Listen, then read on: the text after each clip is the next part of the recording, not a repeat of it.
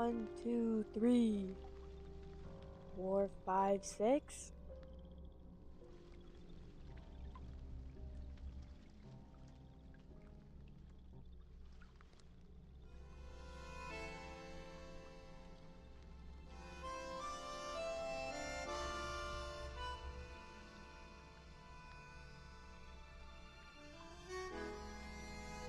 Oh my god.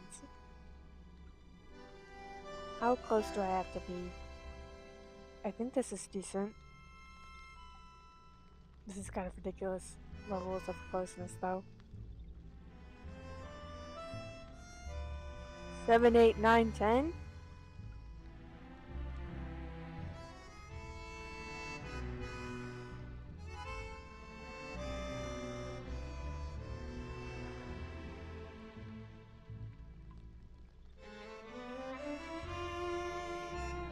Can you hear me okay over the game, or should I lower the game volume?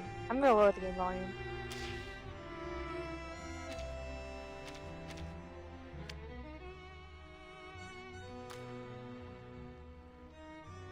I think that should work.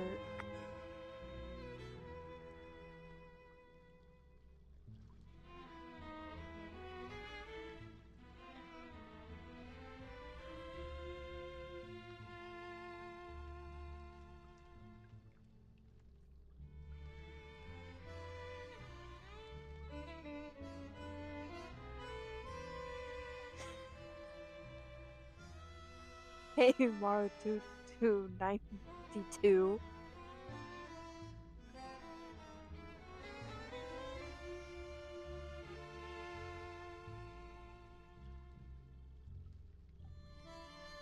Dude, what am I doing?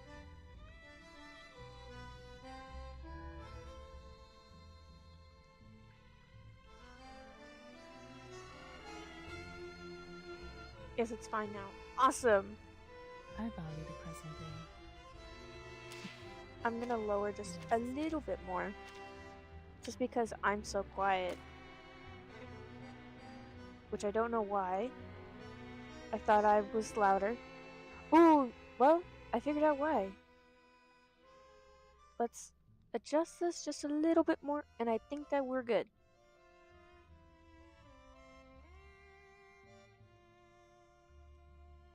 Now I gotta pull this up on my phone as to not lag out my laptop.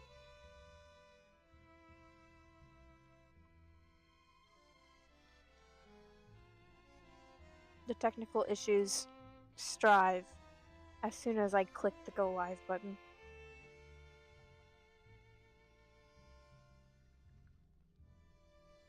Oh my god.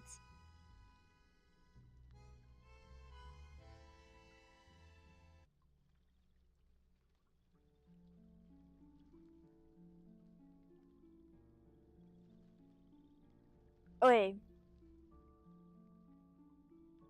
Tis time. I'm gonna actually play.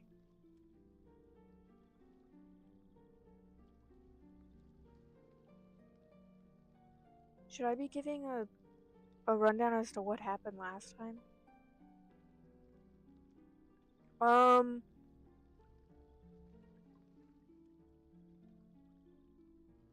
5-second rundown.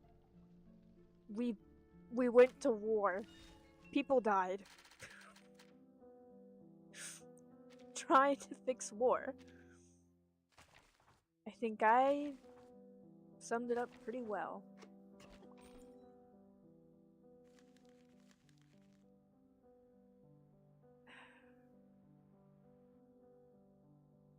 What volume is my... Okay.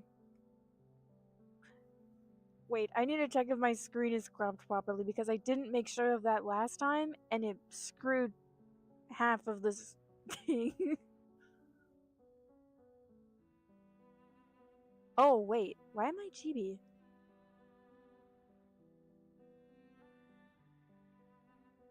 Why am I...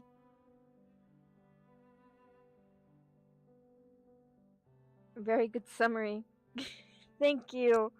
Thank you so much. Why am I chibi? Oh, because I pressed F. Oh, I didn't press F, I pressed backspace.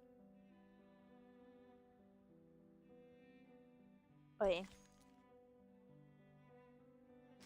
I'm only on 13? I thought we were on like 17. It's fine.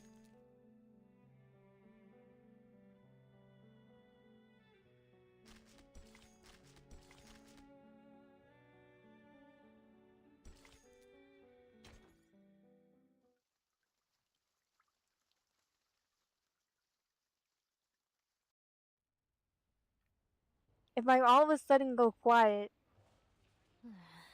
I apologize. I'll pay attention to my mic better. Actually, well, I should prepare for that actually. I didn't do that this time.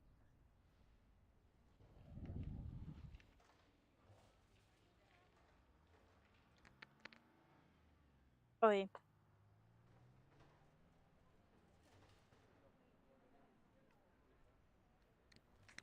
Okay, I should be good.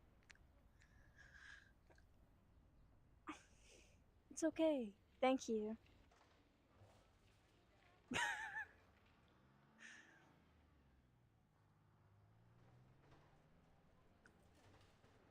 Bored and idle remnant of squad. Don't make me look dumb. What Roman numeral is that?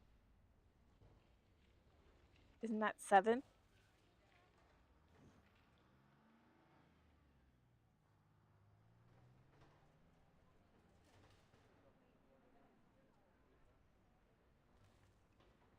What? Which one is it?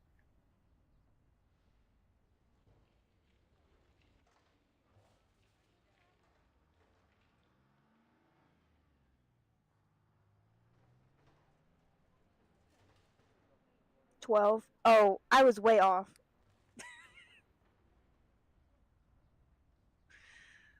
Thank you.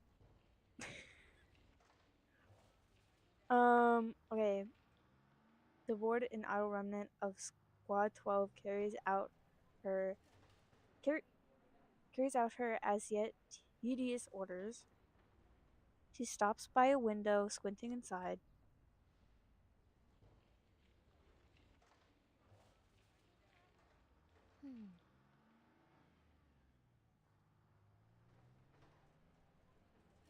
Broken furniture and cobwebs woven between cracked and forgotten china. A uniquely shaped counter arcanum monitoring device disrupts the decaying scene. Clearly, no one's bothered to do any cleanup then. For sure. She opens the window and leans in, her mask blocking out the sudden puff of dust. Following her officer's instructions, she pulls out a transparent strip of cloth and places it by the device. I don't know why I can't read.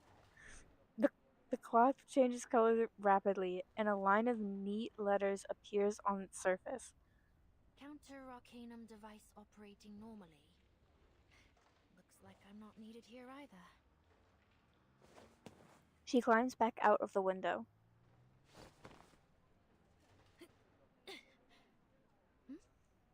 Aren't you... Meryl. Masha?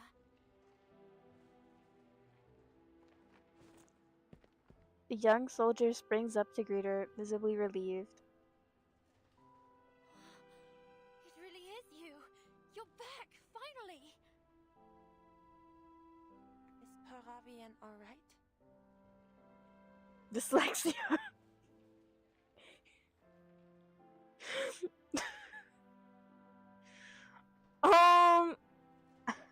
I don't claim this dyslexia energy.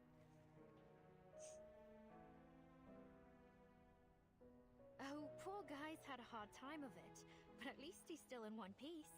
He's lying in a sickbed as we speak. He should recover soon. Okay, who are you guys talking about? I completely forgot. Who is this guy? I guess I'll find out. It's too bad he didn't find anything too useful in the village. Well, aside from that armored vehicle.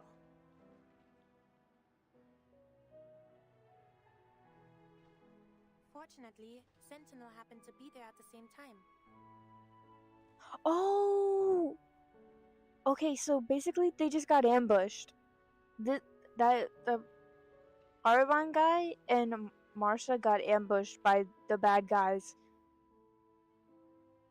And he almost died. Summary over. So, it really was her? The one who assassinated Colonel Hirschfelder? Yes, she'd collected a wealth of evidence concerning Manus Vindictae. I've already delivered it to Commander Kreos. As for the assassination, it turns out her actions weren't entirely unjustifiable. Let's just consider it a misunderstanding. Yay! What do you mean, no?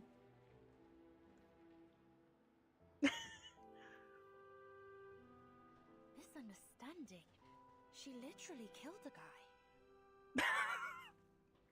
She literally killed him. She literally killed a man. Calm down. She's not the only one. Oh. Well, now we've gotten depressing. Marsha unconsciously rubs the old scars on her palms, feeling them itch like never before.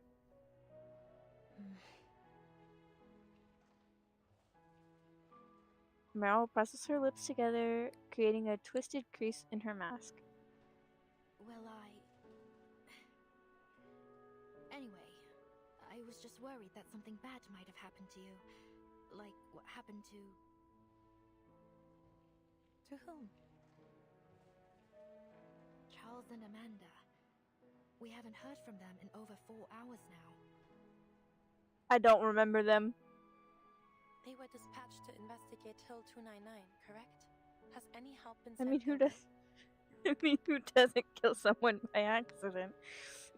You're right. Who does that? You know, like every murder is an accident. Commander Kreos sent some men to look for them. Hopefully, we'll hear some good news soon. Most of the other teams have finished their investigations. A few of them are already in the safe zone, actually. Apparently, they found a lot of useful info. So, we won't have to head back out again, right? Unfortunately, you're 100% you are. Meryl watches Marsha carefully as if waiting for her to confirm something. The front's getting shelled to hell and back. I mean, chances are we'll... Marsha pats her on the shoulder. The evidence Sentinel provided is quite damning. Our job here will be over just as soon as we can get a hold of the team at Hill 299. Don't worry.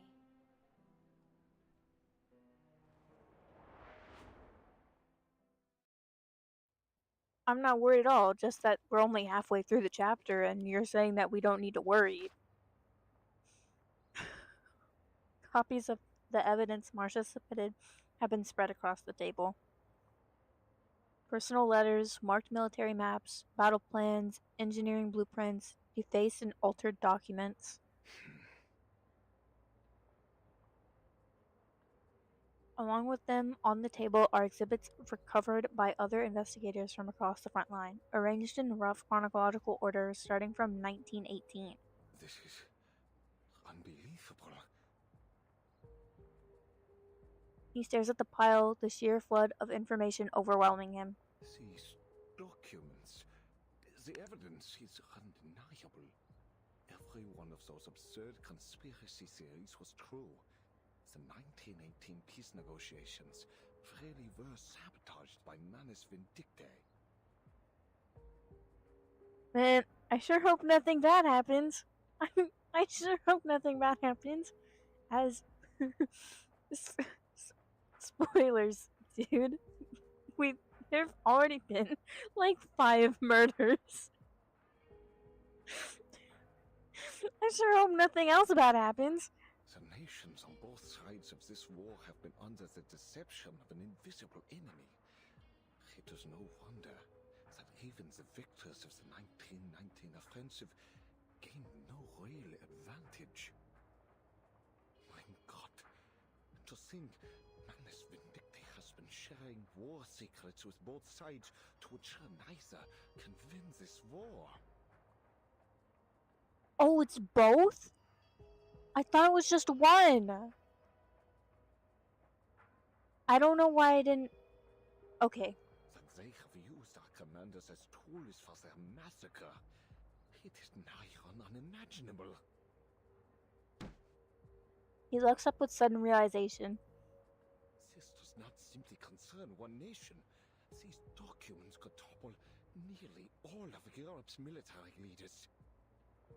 There's no way we get past the next 3 chapters without this dude dying. You have a face that's meant for a dead NPC.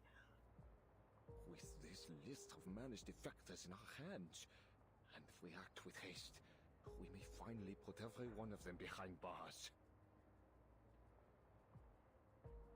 Waiting for George's mood to stabilize, Creius adds a word of advice. Let me remind you that Laplace may be able to heal these so-called defectors. Eberhard's case proved that the Manus' mental influence can be purged. George, watch your back. For real. Yes, of course. Whatever the case, we must act as soon as possible. The Chancellor and the Reichstag are prepared to strike. Finding light in a once grim future, he starts to shake, sending ripples through the papers in his hands. Agreed. The evidence is sufficient. There's no need to delay. Wunderbar. Just think of the soldiers finally making their way home. This is the day we secure a century of peace for Europe. Now I know you're gonna die. There's no doubt about it. Sounds like a line for the history books. History books have the final words. He has no mind to react to Creius' parting jab. Stuffing all the documents into his briefcase, he rushes out. Straightening the remaining mess on his desk, Creius retrieves the hidden communicator. It's been connected the entire time. Everything's going according to plan. Yeah, peace. Good. The other teams have shared the same intelligence with the pacifist political leaders in their respective regions. I don't like you. All the Foundation has to do now is watch for any interference from Manus Vindicte. But won't this approach cause even more turbulence? Good point. Timekeeper. Yeah, I've been expecting the faction leaders, making this an unexpected relief. Oh, yes, Creius. I was just listening in. I see.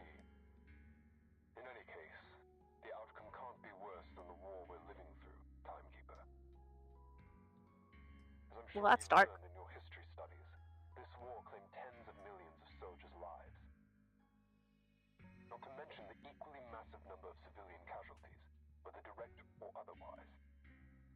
We are now 2 years on from what should have been the end of this war. The death toll has already climbed much higher, and it will only continue to rise if we don't put an end to it soon. At least our efforts have won us a marginally better outcome. I see. In short, the war is already over. That's just not true at all. That's just not true. Once the pacifist political parties take power, an armistice will surely be signed in Montpellier. This may not be the time, but I have a question to ask. Does the Foundation Committee have any contingency plans should things take a turn for the worse? The silence in the room confirms the suspicions of the voice on the other end. Did you notice something suspicious?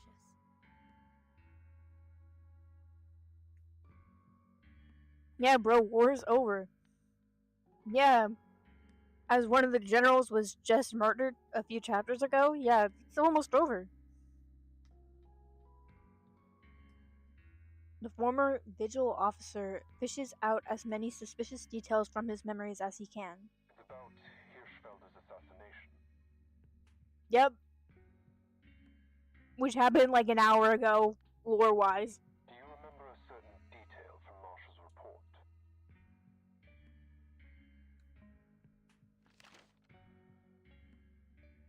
You think his death to be the spark of a reignited war. But even if I had stayed my hand from him, your plans would have been for naught.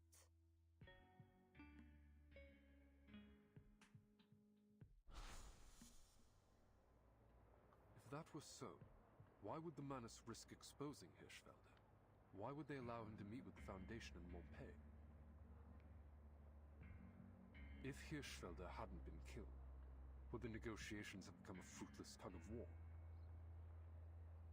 Manus Vindicte would only cooperate with the Foundation on something that was sure to fail.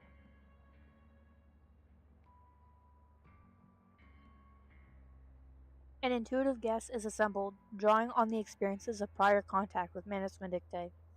Could it be that they're purposely diverting our attention? My thoughts exactly, Timekeeper. That said, securing peace is our top priority at the moment.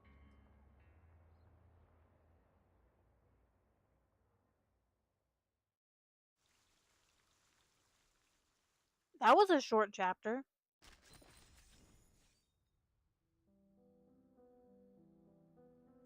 They're going to Kirk my goat George soon. That's crazy. That's crazy.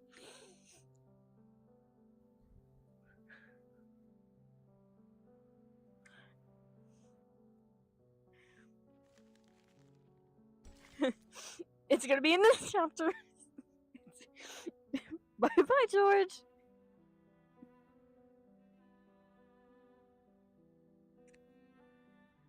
We are George. He doesn't have a last name, it doesn't work. So long, hungry rats! That was a little bit louder than I expected. 2 pounds of sugar. 6 years of war have deeply shaken the resolve and faith of our nation.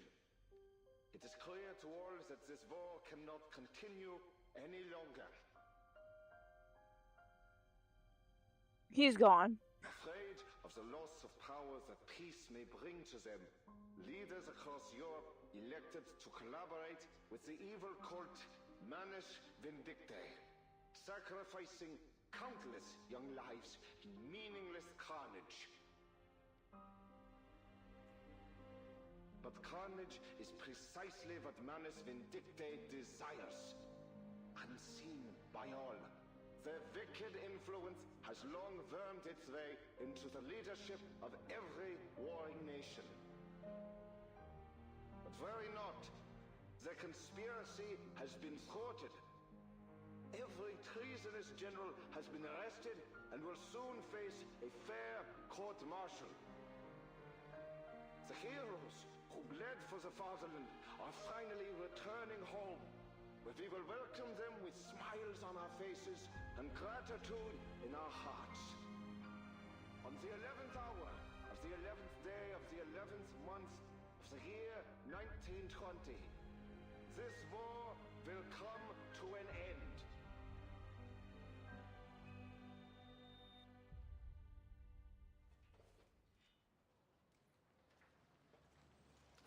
Weeks have passed since the assassination, and the desolate streets of Montpay have sprung to life again.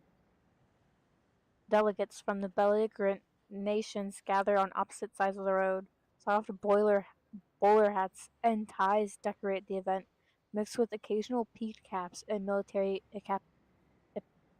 epaulets, though now precious few. George, watch your back, George. Yeah, that entire speech was. I thought that he was going to get shot in the head immediately. Immediately after he did that speech. I'm kind of shocked that it's a couple weeks later and he's fine. See, even Grayus is shocked.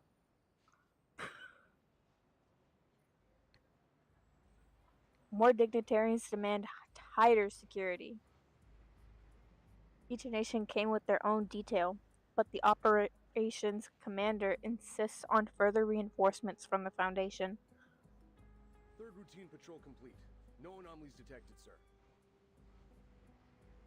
No further warnings from the Arcanum Detection Group. Should we lower the alert level? Maintain the current level. I need at least 2 squads on standby at the command post at all times. Good job, George. Yes, sir.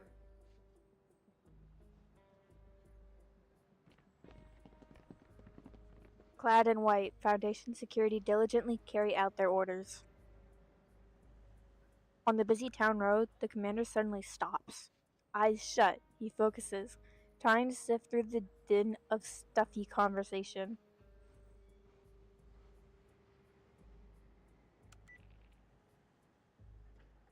He activates his communicator. The line sparks to life instantly. Any response from Charles and Amanda? Negative. They've been silent since they reached Hill 299. It's like we're calling into the abyss. Chances are they got snuffed out by the Manus.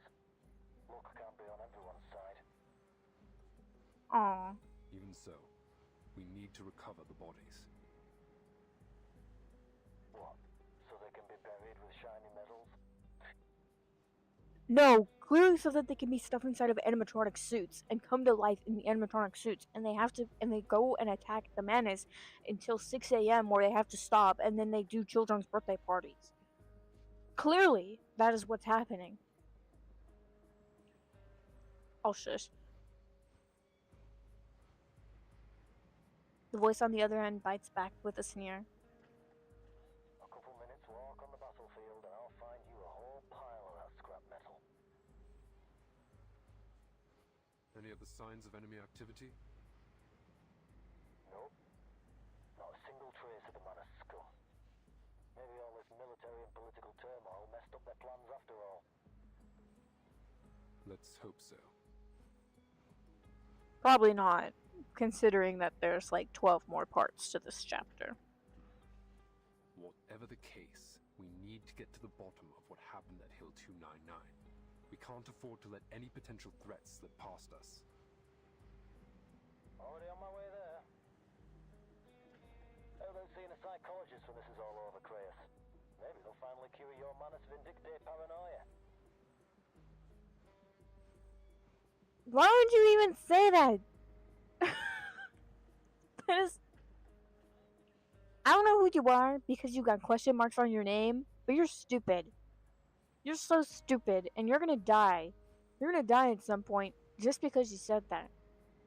You're not vigilant enough. You're not locked in. Keep your eyes and ears open. He ends the call.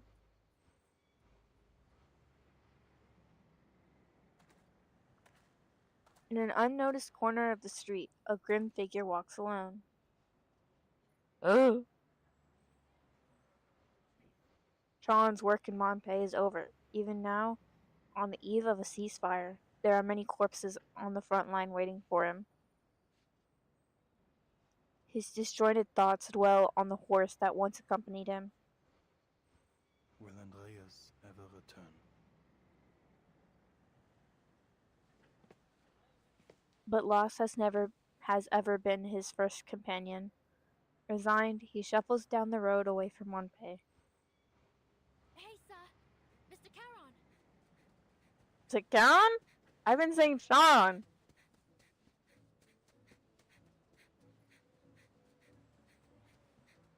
Meryl runs up to him, arriving out of breath. You leaving already? already? Marsha told me you're heading back to the front. She speaks the truth. And you are? Oh, right. You don't know me. But Marsha told me loads about you. You know Marsha, don't you?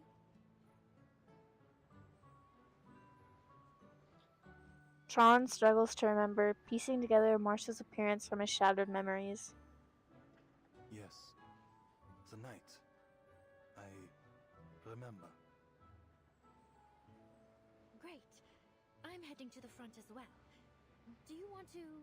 or, I mean, could you please join our convoy? You wish for me to join you? You know the front better than anyone.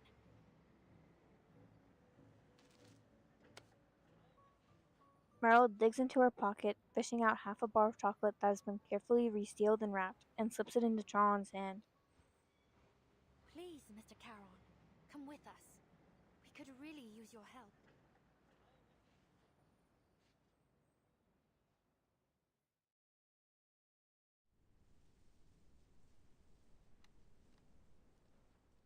The front is still as death. Ah. I forgot what was happening over here. This quiet feels strange. Halt's Maul, Rudolf. Why, damn it? Soldiers in the trenches gaze up at the empty sky. The ceasefire has not yet been signed, but all military activity on the front line have been suspended. Yet the soldiers still man their trenches, hoping desperately to go home. Mr. Charon seems like a mystery man. He is kind of the mystery. His whole character is like, he is kind of an enigma on the battlefield. He's the guy that goes into battle to go and retrieve soldiers' bodies so that he can properly give them a burial and a memorial. And he helps to identify like their names and such so that they can, so that their families know that they're dead. He's kind of cool, but he's very mysterious. And emo, if you want to call him that too. Why did Billy and Franz have to...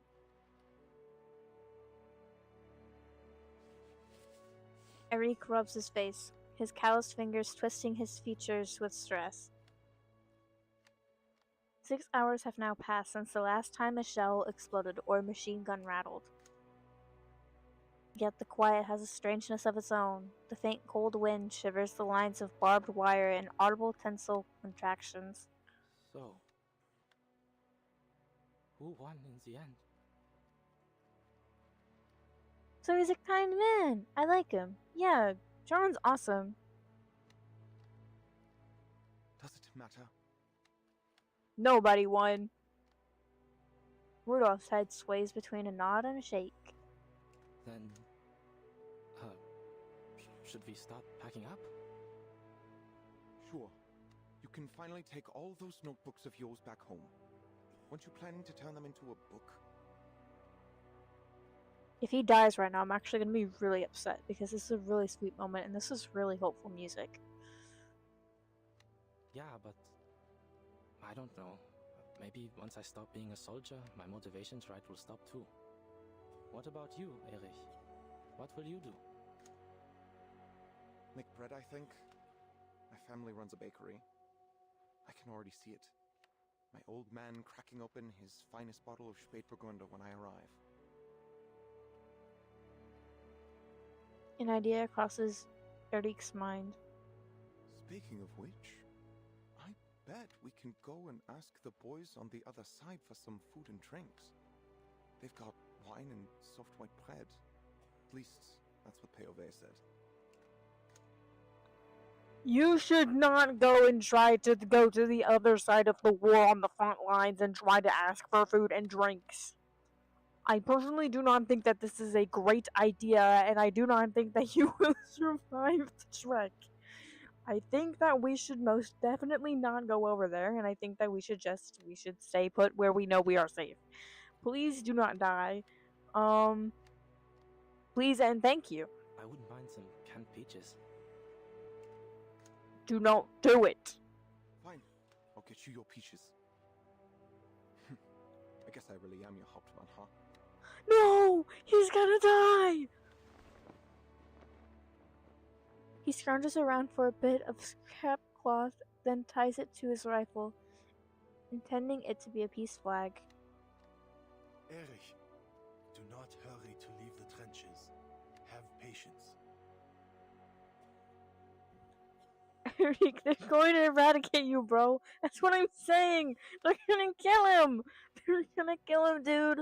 They're actually gonna kill him. John slinks back into the trench without a word. Eric drops his rifle for now and steps towards John. Oh, Charon, you're back. Any news? Charon. The delegations from various nations have arrived in Montpellier. The armistice will be signed in 48 hours. It is best to avoid any unnecessary danger until then. But I'm starving, Charon. You didn't bring any food, did you? I did. Yes! Meryl, you goat! The new voice catches Eric off guard. Who are you? Who are you? Sorry. The Foundation has issued food and drinks to be brought to the soldiers on the front. She is responsible for distributing them. Yeah, more or less what he said. Right. I need a hand unloading these crates of beer. Any volunteers? Bro, you could go on another 48 without food. For real. But I'm starving! Dude, you'd rather be hungry, yeah? For real. You'd rather get shot than wait a couple, 2 more days for proper sustenance? Do I die now, or do I get fed and live a happy life later? That's a tough decision. There's beer! Oh my god, no. The troops all rise at once, climbing over themselves to get out from the dugouts below. In an instant, the trench is packed wall to wall. Hey, easy there. There's plenty to go around. Boys! Boys! You're humiliating yourselves! Get in line and I'll choose a few of you to help out. Eric calls out a few names, then turns to Charon. Where's Maya Brown? We don't need to talk about him. We don't need to talk about him. He is needed in Montpellier. Yeah. That's a shame. Yeah, he's got a back 5 im Gesicht. But, who cares? The war's over. Forget it. It's not over yet. There's still 48 hours. That is why we... Okay. You, and you. Come here and unload the crates for the nice Foundation girl.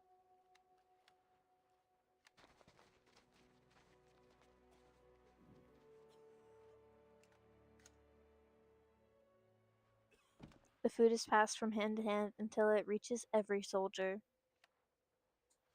Rot and despair still hang over the trenches, but they do nothing to dampen their appetites.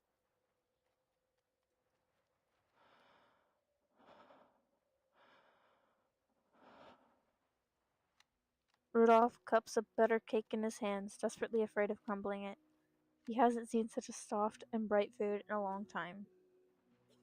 Don't celebrate early, Eric. For real. I feel like Rudolph's about to die just because of this line. I think Rudolph's about to go up and just run across the line and be like, "Can you guys give me some wine?" Then all at once he stuffs it into his mouth. Eric hurries to his side, shoving a mug of golden ladder into his hands. Come on, Prost! Lager, not ladder. We don't eat ladders. Fine.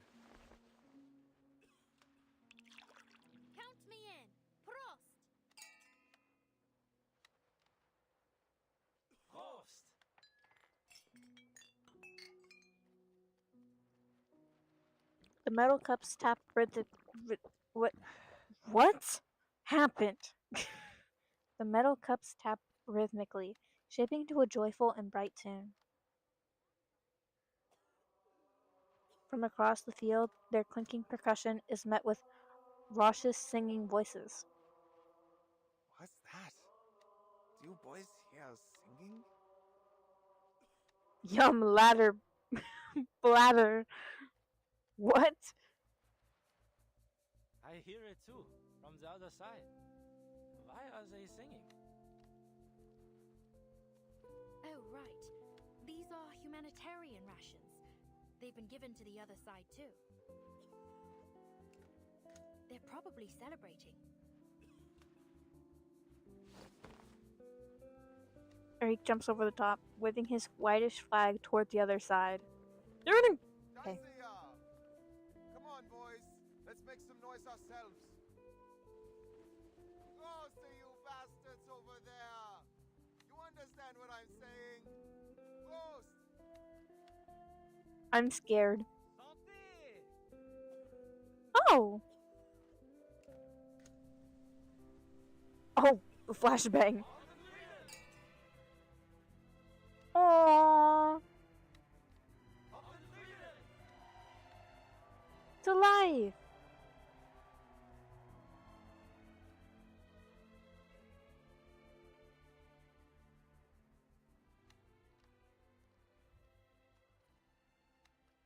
The ceasefire celebration stretches late into the night.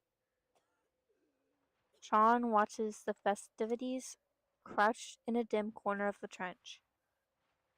Hey, what are you doing holed up here alone?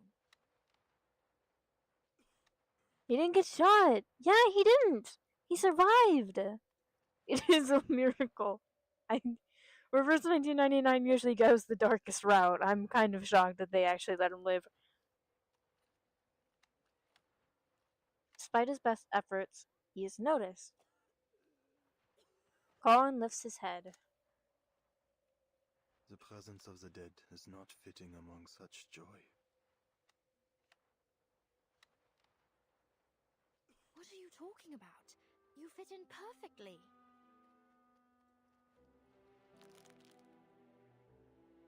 She waves a can of sausages and a paper-wrapped candy. I mean, I know you don't exactly eat much, but you can still enjoy the taste of the stuff, right? I even know a guy with a fish tank for a head who eats every once in a while. Ulrich! That's so... Okay. That said, I've never actually seen him do it. Does he just pour the coffee straight into his fish tank or what? The offer is heard, but refused. Such things have better use to you. Seriously? Aren't you ever hungry? There is always hunger within me. But food should be saved for the living. Eat well while you can. Stay alive. Well, you're not wrong, but I wouldn't exactly put it like that. Come on, take it. Hound's always poking fun at me for eating too much anyway. Who is that? We should kill them. Hound? Oh, thank goodness you're gonna ask. Oh, never mind. Just take it, alright? It's not like it's easy to get a decent meal out here on the front. Dang it. No longer insisting on soliciting Tron's opinion, Meryl slips the cans into his coat pocket while touching the cold plastic wrapping of the chocolates. Oh, at least try the chocolate in your pocket. It'll melt if you leave it in there much longer anyway.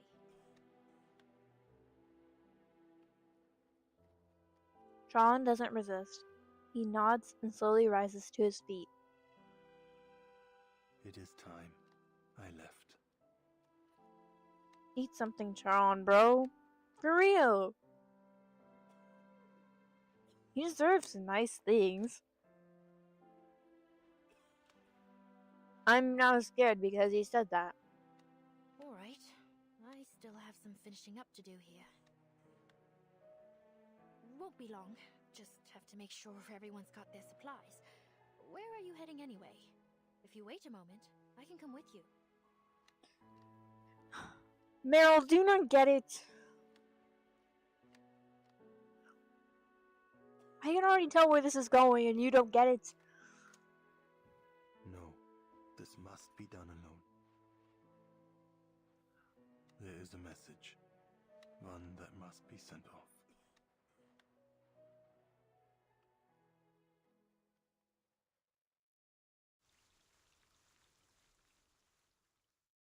He's gonna die.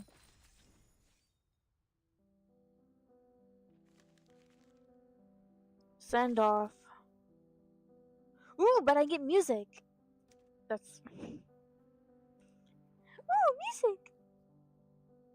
They remembered an ancient verse with whose meaning is lost to history.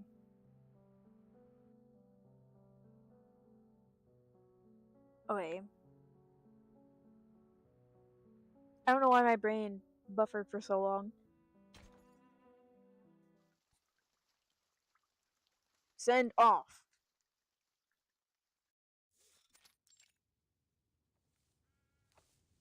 Here you are, Eberhard. Oh!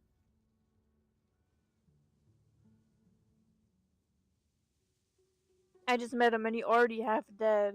I'm so sorry. If it makes you feel better, he's been half dead this entire time. How? It's good to see you, mein Freund. How's everyone holding up on the front? What was his real name?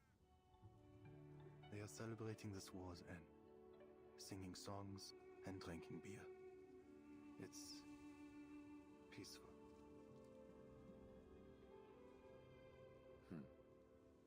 Peaceful.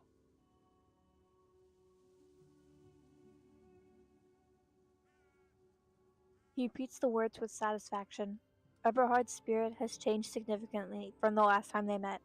By the way, the last time they met, Eberhard, killed two people. Killed two innocent soldiers that were trying to, wave the white flag. They were trying to be like, hey, we're done with the war. Like, can you, take us in so that, we don't have to fight against you guys anymore? He killed him. Yeah, that's the last time we saw him. But he's doing great now, I guess. It's unexpected that the Foundation would allow you to move so freely.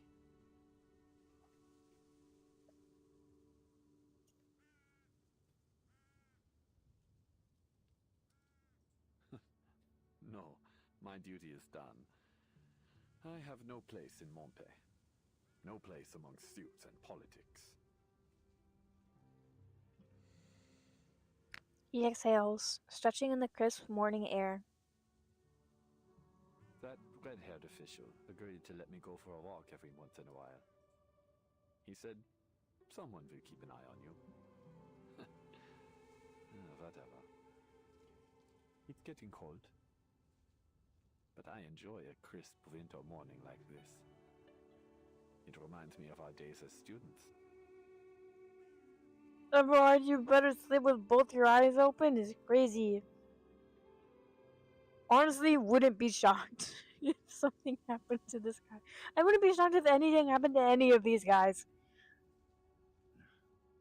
Remember? We had to get up before dawn. I was lazier than you. I wouldn't wake up until you rode your bicycle to my window and shouted my name.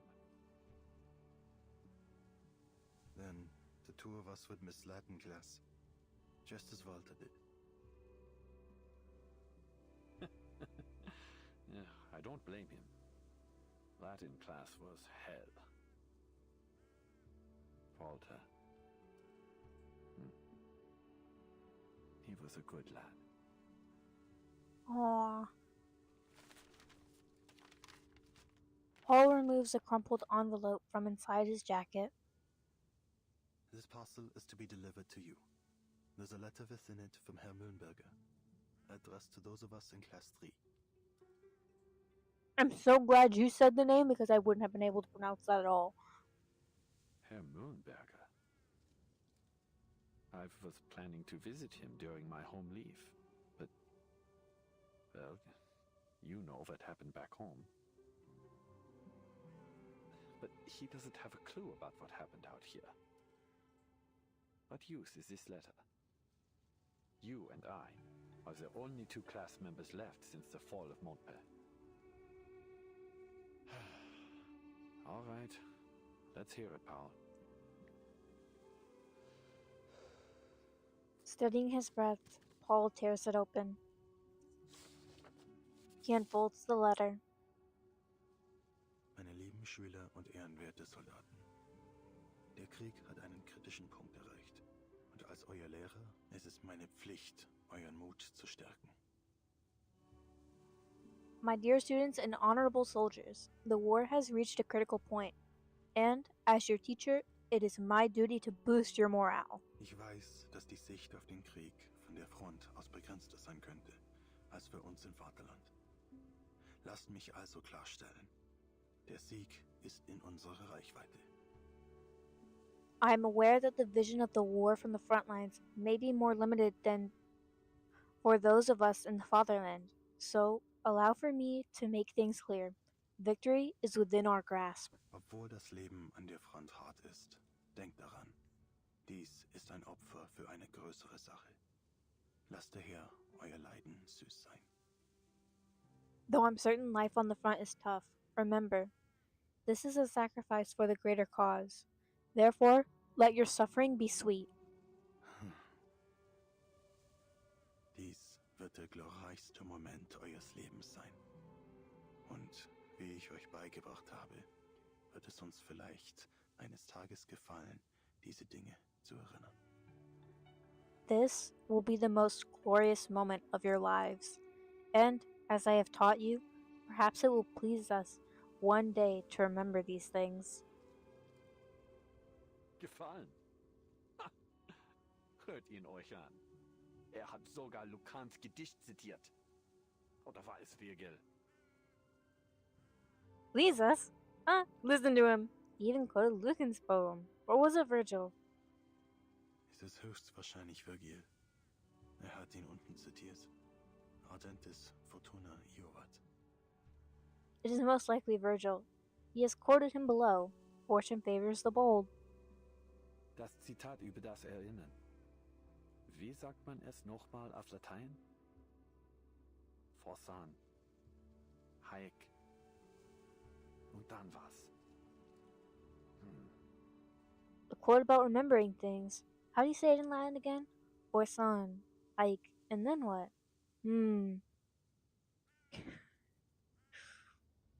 Das Et fehlt, Eberhard. The Et is missing, Eberhard. Forsan et haec, olim memenice juvebit. And perhaps it will please us one day to remember these things. Ja, genau das. Dieser alte Fatzke. Hat geschummelt. Das sind nicht mal seine Worte.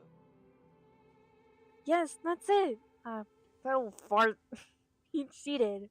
Those aren't even his words. Was für ein Dummkopf. Weiß nicht, wovon spricht. What a fool. He doesn't know what he's talking about.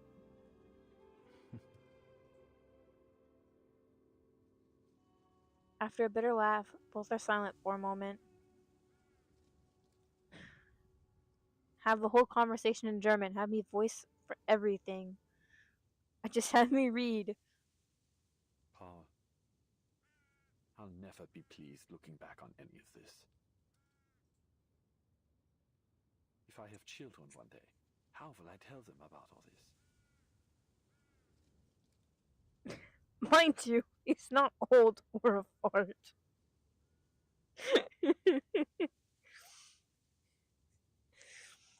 I'm gonna take that from you.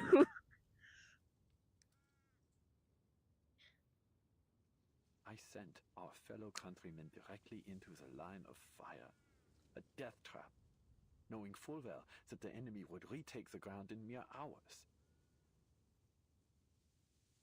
Young lives, lost one after another. And for what? Some senseless orders?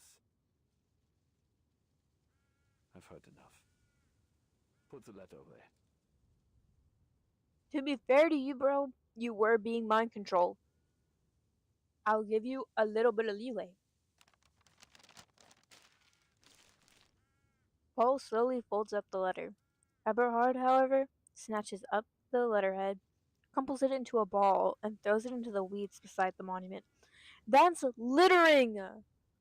Pick it back up!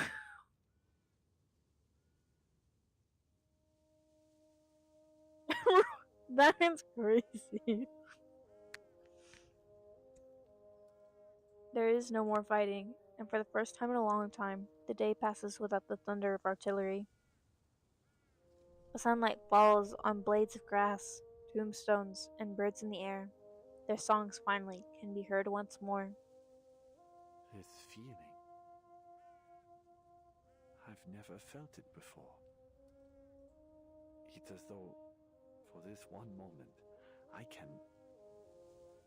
No. I have already taken control of my future.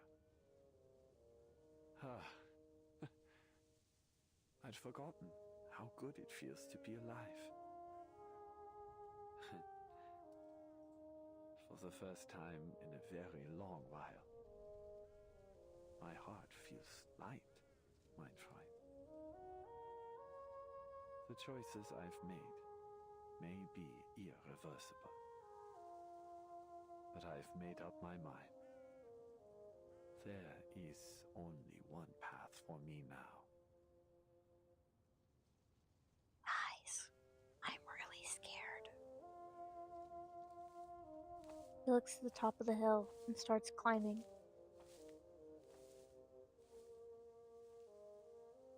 Do you not wish to continue your studies?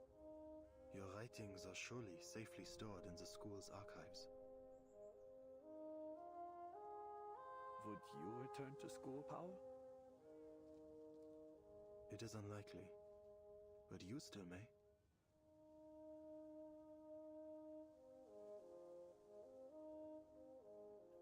I just realized German, blonde, and killed innocents. This is oddly familiar.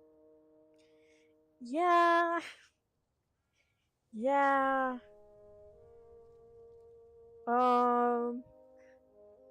Yeah. It is a bit oddly familiar. Reverse 1999 bases a lot of their plot in actual history. So if it feels familiar, it's definitely intentional. For what? For knowledge? A diploma? That might have mattered to the old me. But it's not the war that you're thinking of. To give a small lore rundown, Manus Vindictae, like the bad people in this, are reversing time. You know, reverse 1999. So, what they've done at this point in the story is they've reversed time, but they've also altered it in a way that has caused a different world war to happen, or just like a very large war to happen in general. So that is the war that is happening right now. Is not on it is based on previous wars, but it's not the actual wars, if that makes sense. Or at least I'm pretty sure that's how it is. The lore rundown. But I'm no longer that boy. Eberhard. It's too late, mein Freund. Far too late.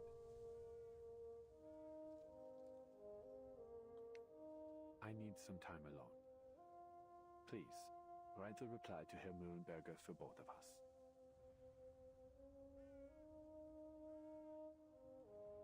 The weather is unseasonably mild, and Eberhard begins to climb the hill like a student on a field trip. The sunshine and brisk air make the world feel new. The war is over, Pa. The sky is so blue. Oh, so the actual words are just inspirational? You know, yes and no. Basically, I think what this is like, imagine one of the world wars, except it happens way earlier than it was supposed to.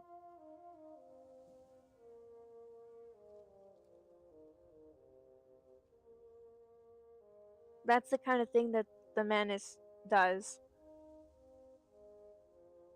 Which is kind of why I'm saying, like, oh, it's not the actual war.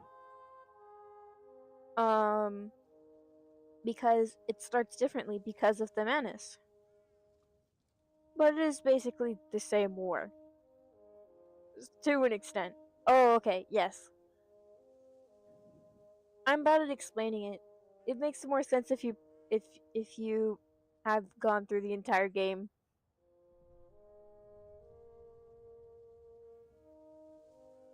Just as it always was. Just as it always was. Well said. Farewell, my friend. We are so cooked. He waves, turns, and walks away.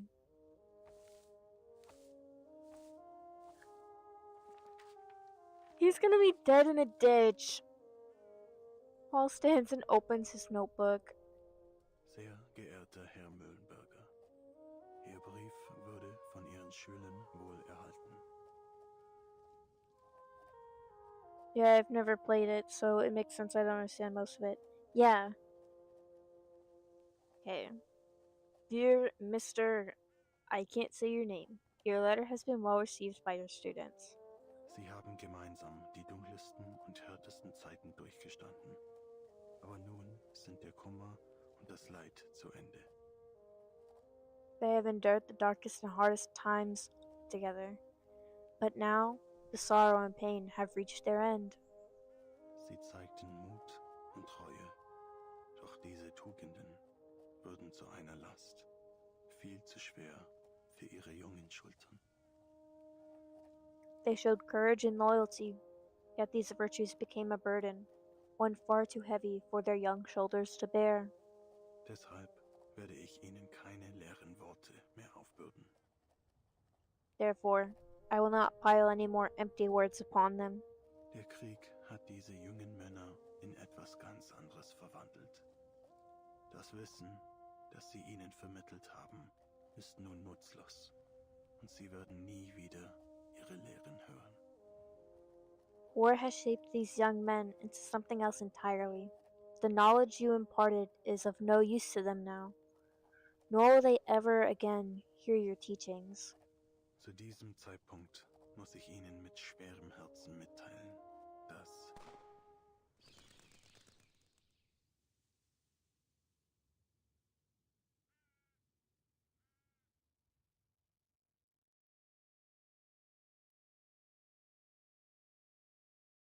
alle Ihre Schüler aus der Klasse 3 sind gefallen. All of your students from Class 3 have fallen. Mit besten Grüßen, ein toter Mann. With best regards, a dead man. Dies schließt die Aufzeichnungen des Soldaten Paul Haumann ab. This concludes the records of the soldier Paul Hamann.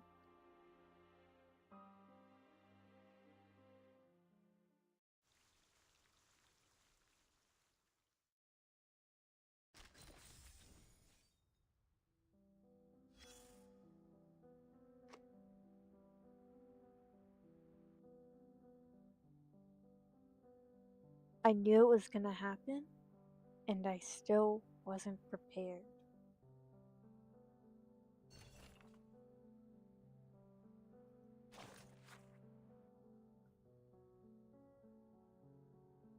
Oh, this is how they all died.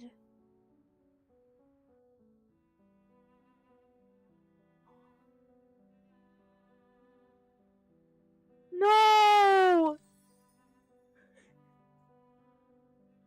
No!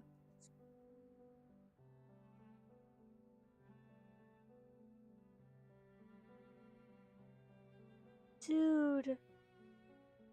I knew it was gonna happen and I still wasn't prepared. No!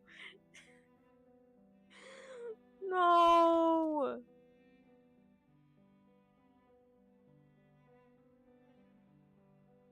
Dude. This is horrible. We have to keep going. We have to keep going.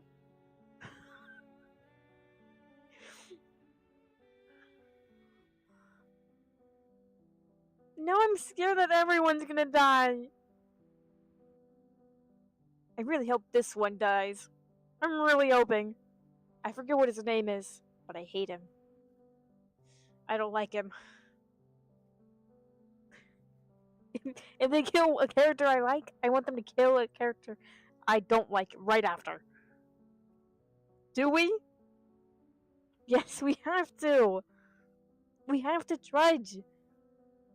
We need to get through. Even if our tears remain. Okay, because even now our tears remain. Okay, let's just... We have to start.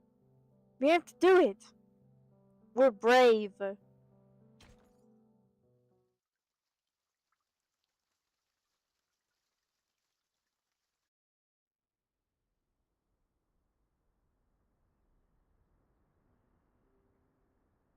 Ladilas hasn't spoken a word since news of the Ceasefire reached their sanctuary.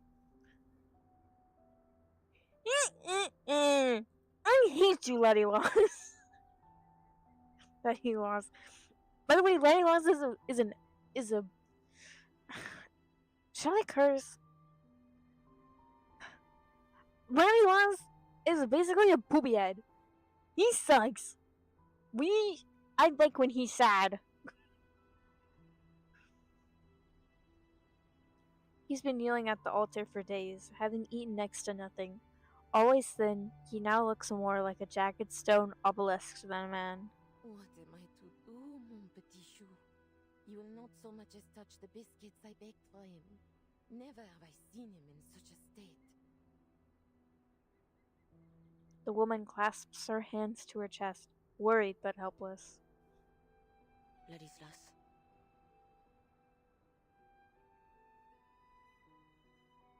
She gently calls out to him. The war has ended, not as he foretold.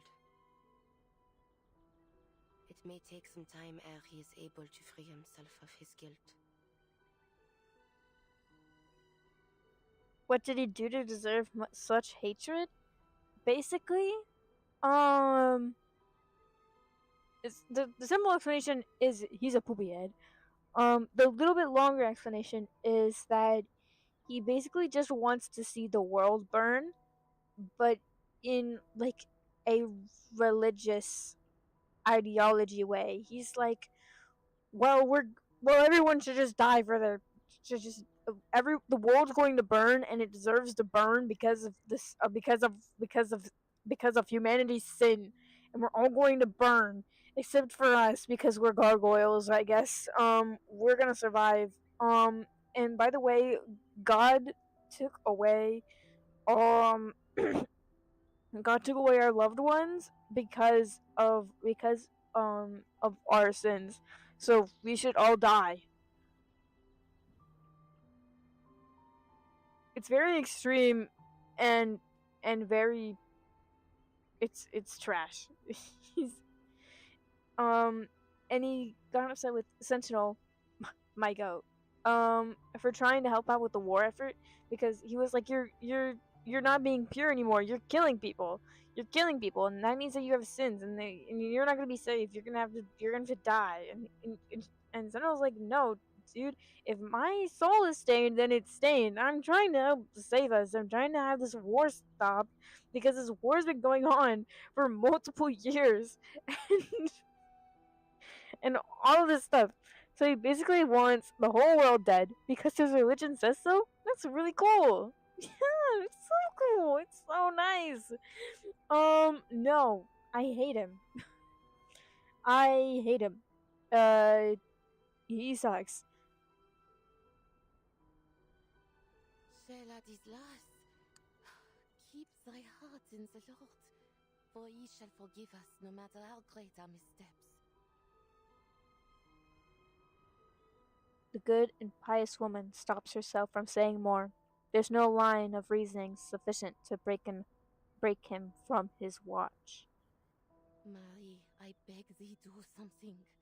One way or another, we all must return to Rouen in the coming days.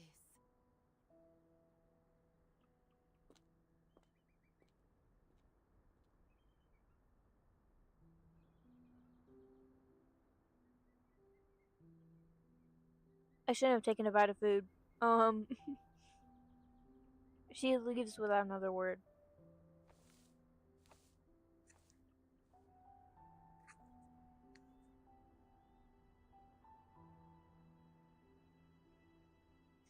Sentinel comes to Ladislas's side, but has no desire to interrupt his silent prayers.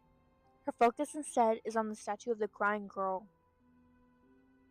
Ladislas, you foretold that Agnes would return to herself come the end of the war.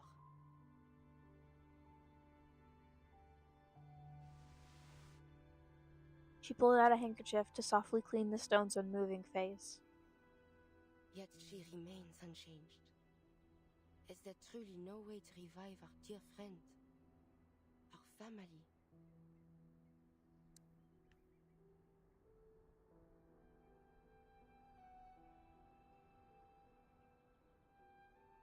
Once again, she receives only a humbling, guilt-ridden silence.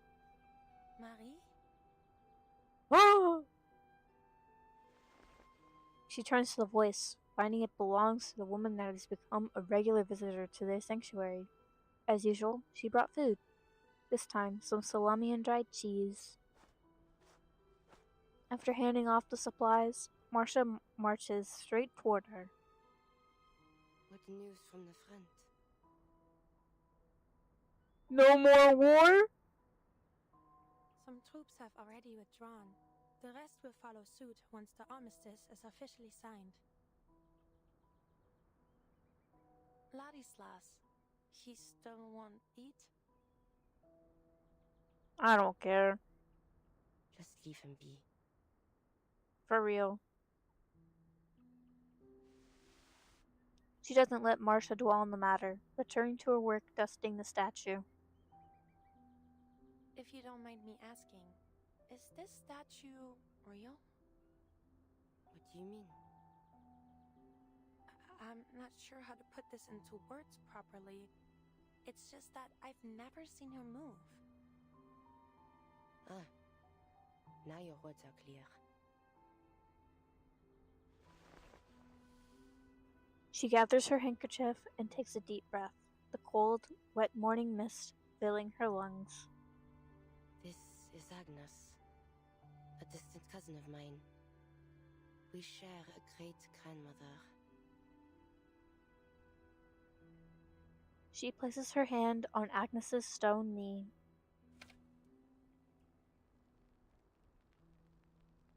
We took residence together until 1914, both at our clan estate in the suburbs of Rouen and in my rented apartment in Paris. When the war broke out, I departed to join the army. Upon returning during my first leave, I found her in the cellar.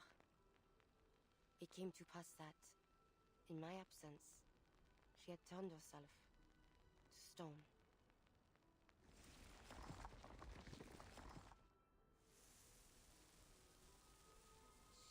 can stay in this form as she pleases? Only so long as her heart yet beats. Were she to turn to stone from within, she would be unable to restore her body to flesh. But Ladislas informed me of another possibility. He said Agnes's petrification was an extraordinary act of self-sacrifice. And that this sacrifice was also a prophecy. Gargoyles were not to coexist with this war. He said that a miracle would occur. That Agnes would be freed from her petrification. I thought it might have been true. She glances toward Ladislas, still kneeling. But I suppose it was not. Agnes has shown no signs of recovery. There must be another way.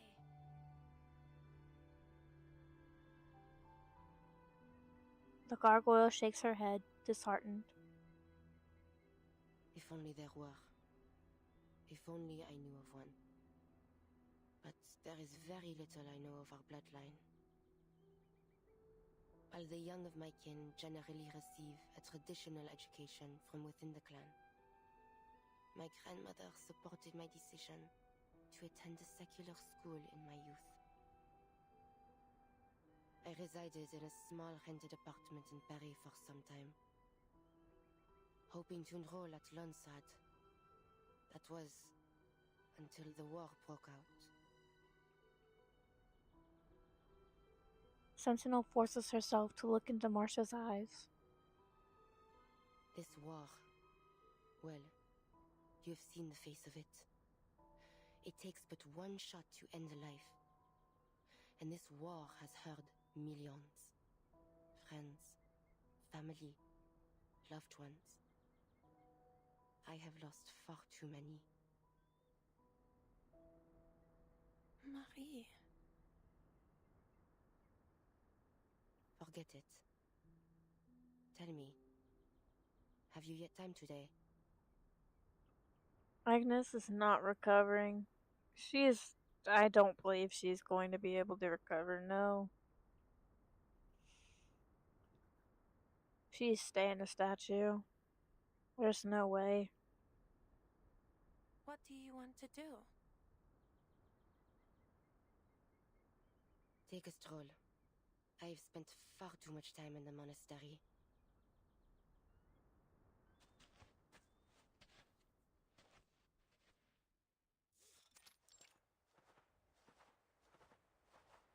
After a long journey, they return to the field once soaked in blood.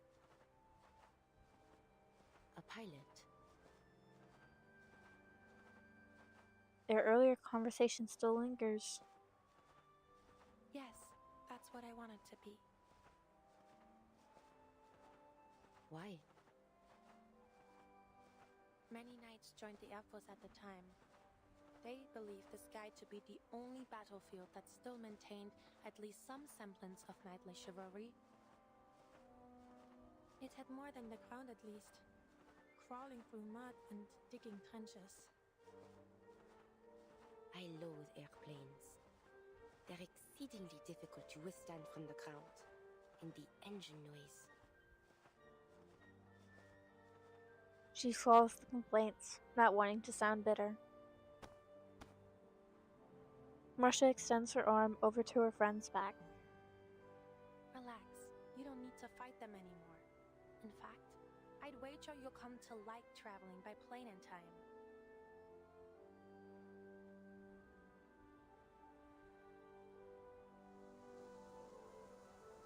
She turns to the sea of grass rippling in the wind. Corpses that lay yonder. Did you see them earlier? No, perhaps Charon had already buried them. No, don't mention his name! Most likely. He is an interesting fellow, if not strange. They don't know what we know. And kind too, Without him, you and I would certainly have fought again at the graveyard.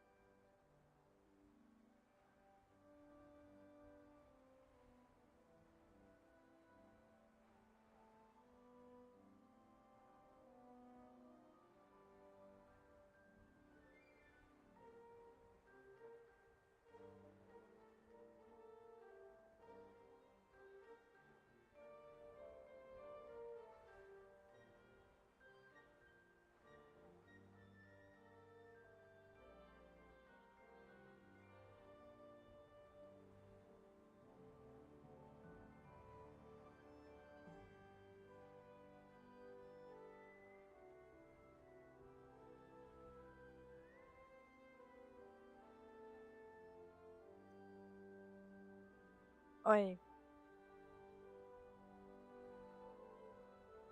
I'm back.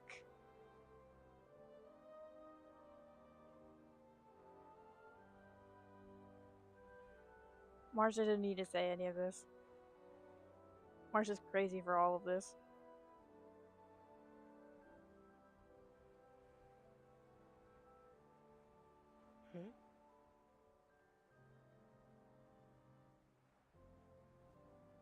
Are they gonna find him? Oh, that reminds me. Suddenly, she bends down, rummaging in the roadside dirt. What? You threw a smoke grenade at me. Bro. Hey!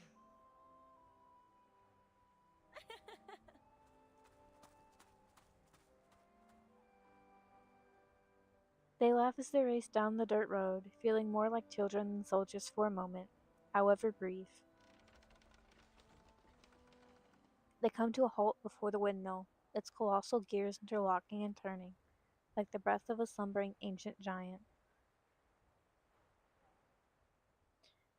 The slow creaking of the windmill becomes the only sound. Marsha.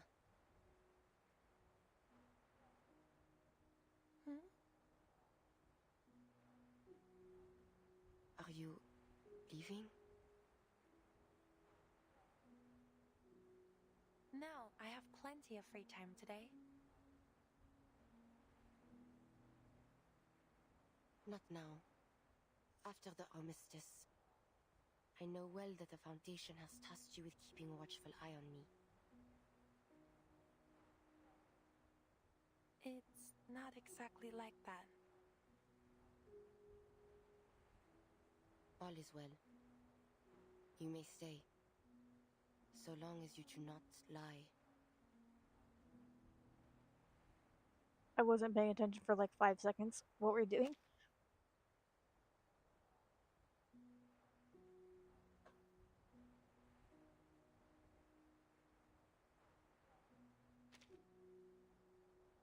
I shall even aid you should you require it. But do not attempt to persuade me to join the Foundation. I cannot abandon my family. But what if we did? I know that. I'll be leaving after the armistice is officially signed. No.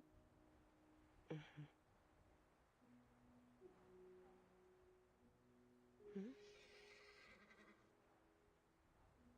It comes from the windmill. Sound like a pig. Sounds like a horse to me. Oh, well, I guess we just know different animals. A horse.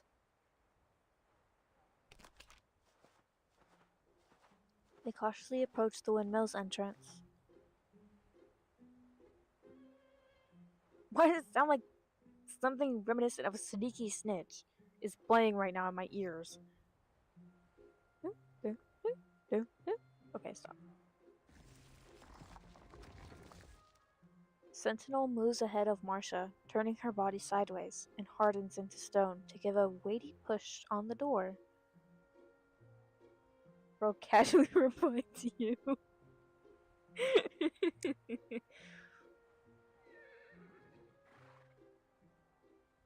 Oh my god! Is that John's horse? Is that his horse? Wow, what a beauty! A horse indeed. What brings it here? I'll cry.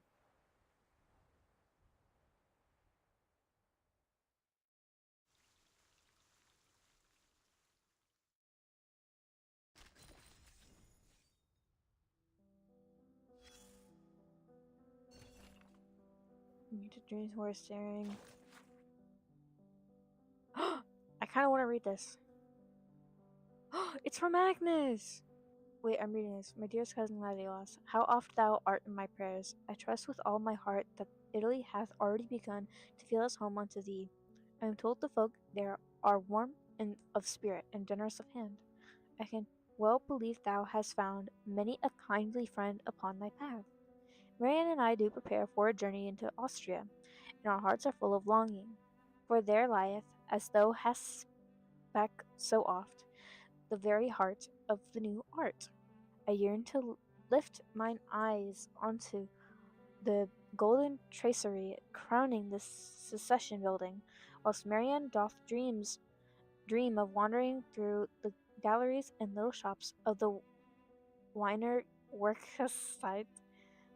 We have set our minds also upon the Karlsfeischer von Erlach's great Baroque church. That is the best I'm gonna get. I fear.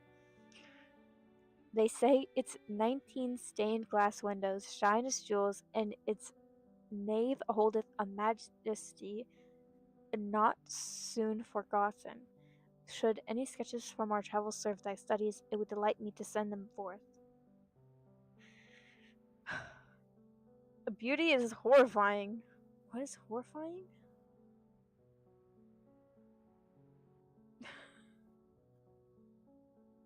My brain is buffering. I'm reading, but I'm not registering.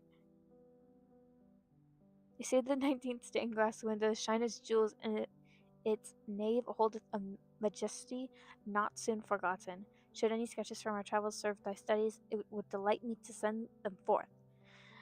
Our past words dwell yet within me. Marianne telleth me ever of the new age dawning, of electric lights supplanting the gentle glow of candles, and of the darkness of our nights fading away. Yet, dear Ladilas, I still feel the nearness of the old ways. This age of machines hath left many unsettled and without refuge. Soon they shall crave a quiet place wherein to kneel and seek God's comfort and counsel. Marcia said the war horse was a beauty, and a portrait of the horse was intimidating. It's a war horse! It's a war horse! It was a war horse, bro. It's things that are intimidating can be beautiful.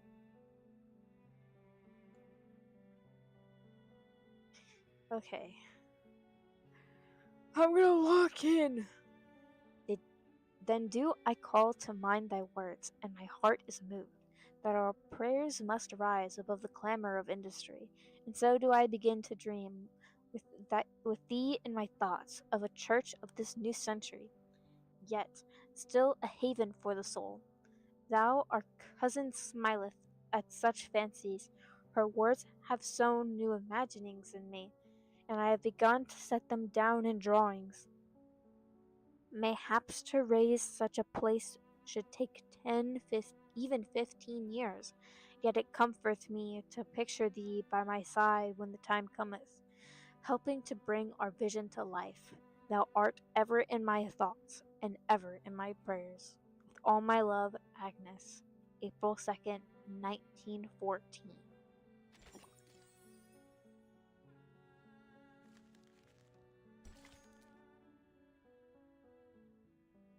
If only this war had never begun. And there's the wars!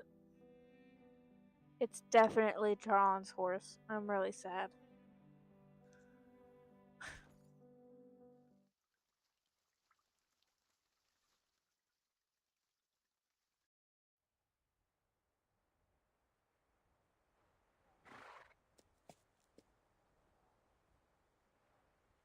Here, come on out. That's a good boy.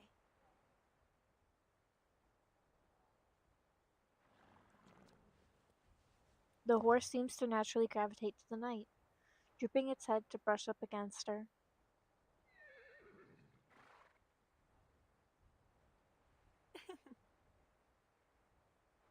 Oh my, Marie. Look at his beautiful coat. Not even the colonels have such handsome companions. He seems to have taken a liking to you. Can you ride?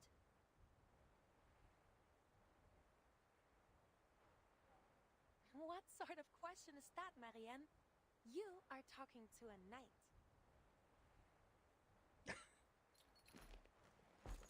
I'm a knight, bro. It's part of the criteria. Great. I understood nothing about that, if it helps. It was basically just a letter being like, it was just a letter to give more insight into Agnes, being like, oh, well, she was a girl with dreams, basically. She had plans before she turned to stone, and now they're no longer gonna happen because of the war and because she's stone. Okay. Even without a saddle, she mounts the horse with ease. Come on, take my hand. I'll give you a ride.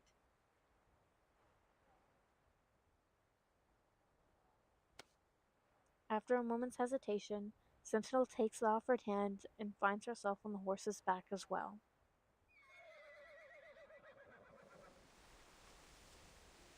This feels perfect for a gallop, but I'm worried you might fall.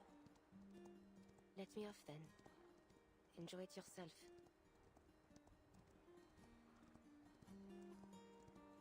What fun would that be?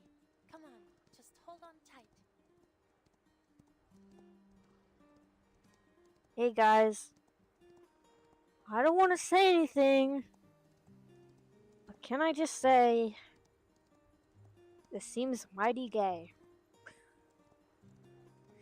I don't know if that's just me, but Probably isn't.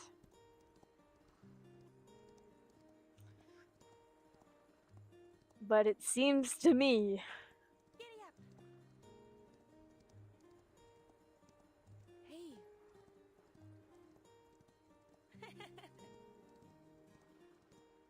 I can't believe you don't know how to ride a horse, but I can teach you. Just think of them as oversized hunting dogs. When did they kiss, bro? Probably never. Probably never. But it's fine. I'll come find you after you move. How does that sound? Where will you be if you're not staying with your family? Perhaps Paris? My mind is yet made. But wherever I am, I should like to open a clothing store. This is the... Then you better choose a store name I'll recognize right away. No, you'll become so famous that it'll take no work to find you.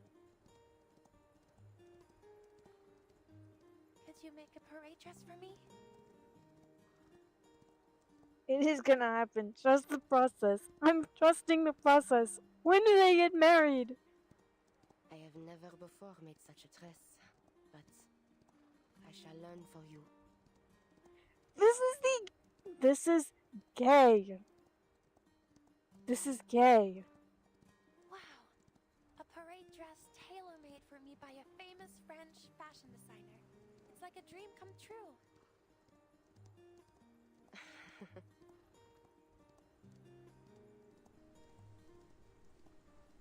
Flashbang. This might be the first true moment of peace they felt since the war began. The horse grows tired. They dismount to let it roam and feed on the tall meadow grass. What of you? How may I come into your contact? The Lord only knows where the Foundation will send you once this is ended. You may be right. The fight against Manus Vindictae isn't over. But don't worry. I always find a way to get in touch with you. Dude! I'm not dreaming. This is happening. I do not wish to judge your decision, but do all you can to stay alive, Marcia. Do not make a martyr of yourself. Man, this ride sure is dangerous. Hope they don't fall and accidentally kiss. Oh no! That would be horrible. Why this sudden sentimentality, Marie?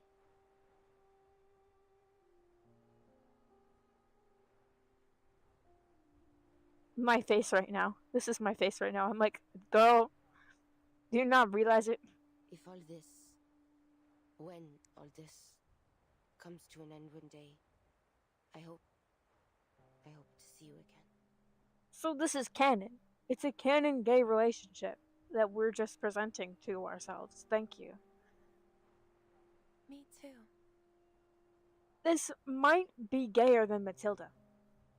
I will pray for you, though I am uncertain if my voice will be heard. I am nothing like Agnes. She is an angel descended from heaven. And I am. The gargoyle keeps her eyes hidden in the shadow. Never mind. Oh my god. Just say you want her, bro. Literally. This is all this is what is it called?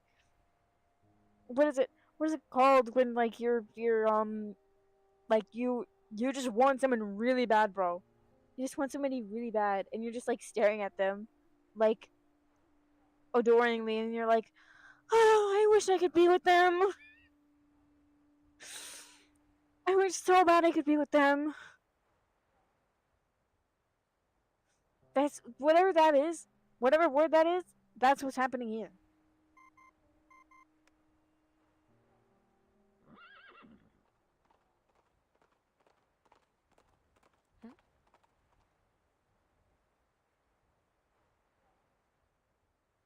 communicator's noise startles the nibbling horse. It lifts its head and bolts into the distance. Ah, there he goes.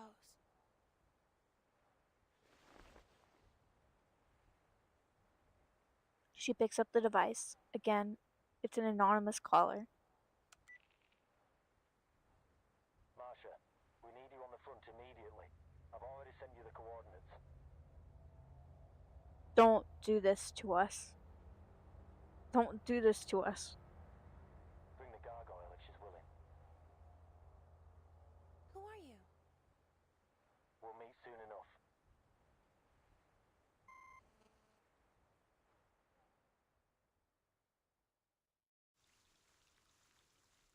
No! No! No! No!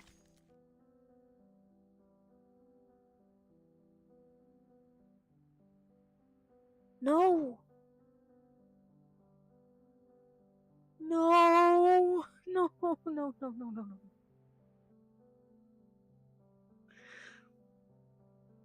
Don't separate them now! Question mark! Question mark! Dude, we're so screwed. We're done for.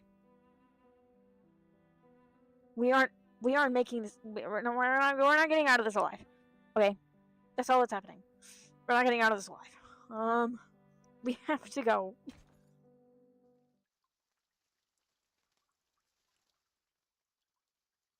I knew it wasn't gonna be happy for long. But I still wanted it to be. I really wanted it to be. Half an hour earlier. Yes, Herr Chancellor. The delegations have arrived in Montpellier. The armistice will be signed before dinner time. He's about to be killed. Understood. We will be sure to serve a simple but delicious dinner. And of course, all journalists granted entry will be carefully selected.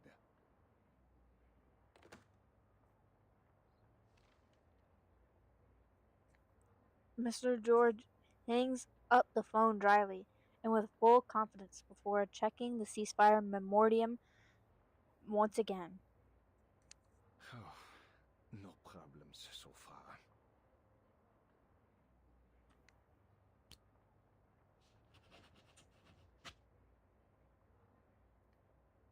He picks up the fountain pen and sketches out his signature over and over again. Each loop of the pen is taken with utmost seriousness, aware of the gravity it will soon hold. Another impatient ring, and the tip of his pen slips, leaving the letter O in a rather unsightly shape.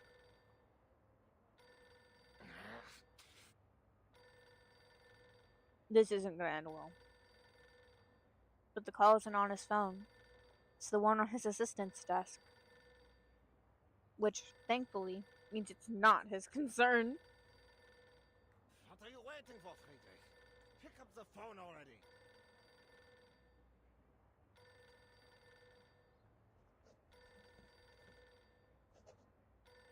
I thought that was sniffling. It's not. It's writing. The assistant, buried in paperwork, fails to react to the ring. Pick up the phone, you hear? Damn. I still fail to understand why they would assign me a death slot as an assistant. I'll have you fired the moment I set foot on the fatherland. Whoa! George storms over to the assistant's desk to scold him. Jolting alert, the assistant grabs the receiver. That's more like it.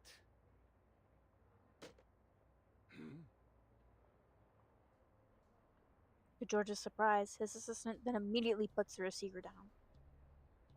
That was an awful racket, sir. How dare you? The man checks his watch, paying no mind to his superior. I have more pressing matters to attend to. Yes, it's about time. They're gonna kill him! He stands up, picking up the receiver again, and hangs it up once more without a word.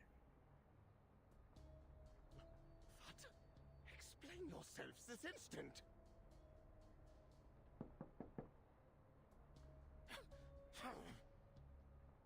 Huh. I owe you no explanation, sir.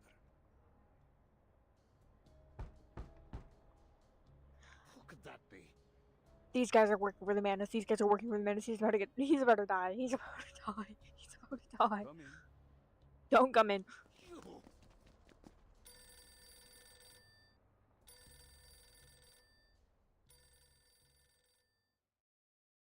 He's dead. Right? Oh! All attempts to reach the investigators sent to Hill 299 have failed. Creius puts his communicator down, pauses, then tries again, this time calling Hound. But only static replies. No response either. Creius watches the passing politicians with growing unease. They don't flinch under Creius' gaze. In fact, they don't seem to pay him any mind at all. Their limited time is devoted to the pressing matters of peace. Arvon exits a nearby building and makes his way to Creius. Sir, a new batch of counter-arcanum devices has been deployed, as instructed. Hey, I remember you. Where is your name in quotations? You shouldn't be in quotations. I thought you were a good guy. Good. Any contact from Meryl in the past 3 hours? No. She's probably still on the front. There's a lot of celebrating going on out there. Creius tries to communicate her once more, this time calling a different squad number. Static. Something's not right. Dude, they killed everybody. Just slaughtered everyone. The Manus killed everybody. A shot rings out like a thunderbolt on a cloudless day. That was really, wow.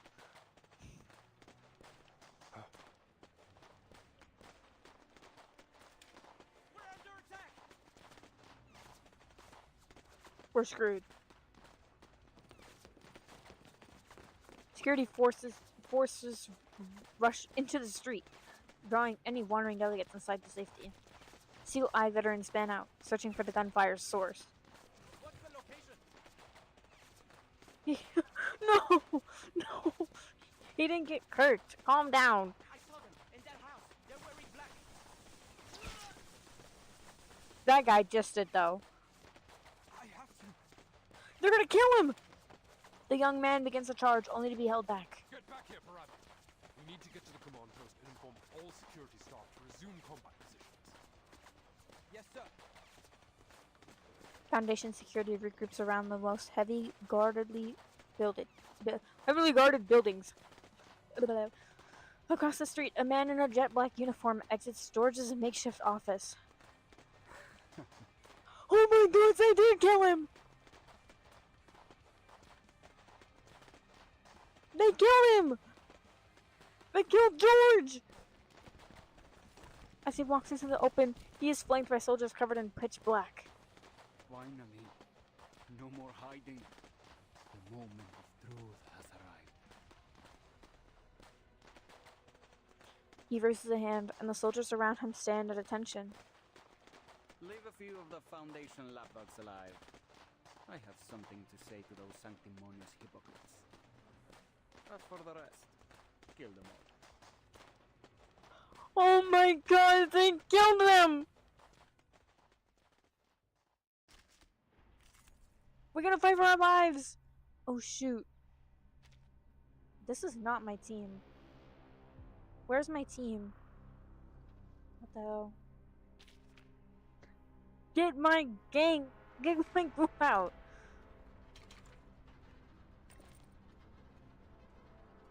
No, that's not a good idea. I'm not gonna do that. We're gonna do this. We have to fight! It's time for actual gameplay that isn't lore. And then I immediately forget how to play. build the hidden. I have seen to the heart of you. Close your eyes.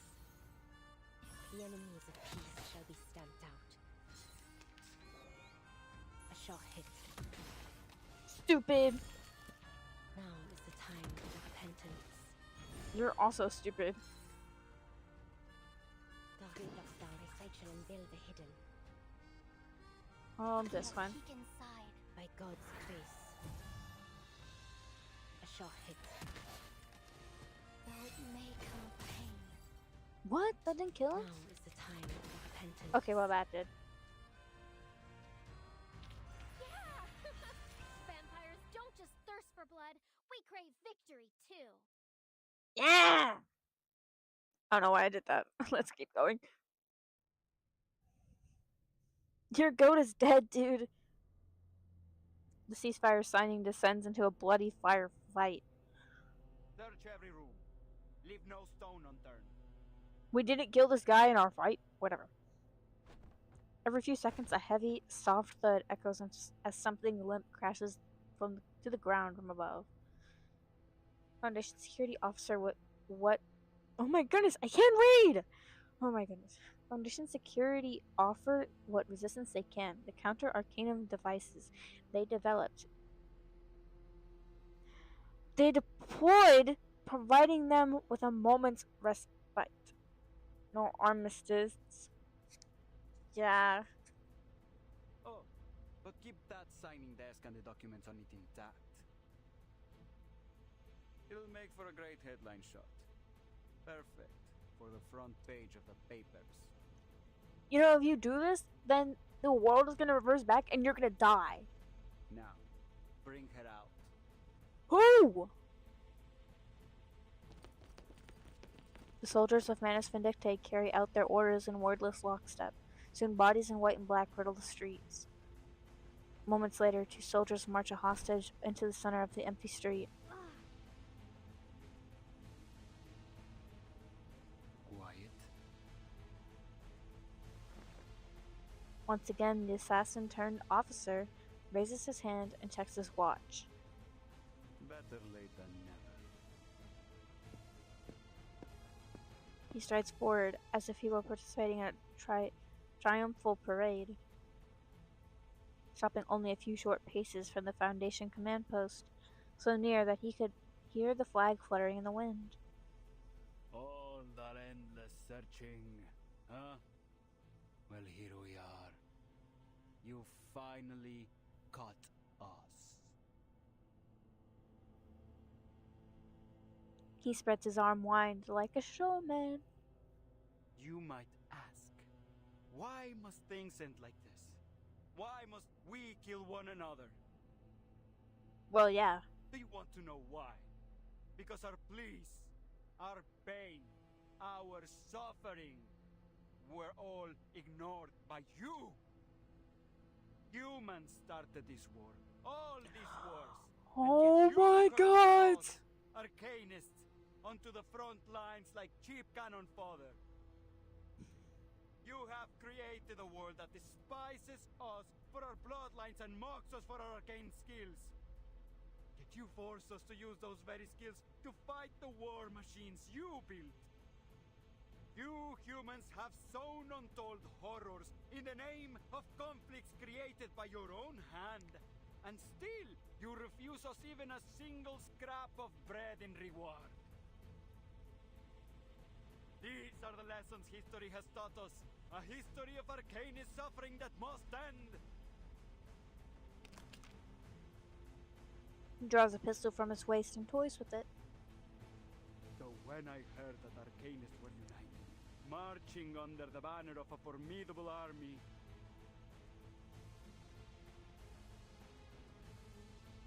I caught a glimpse of hope.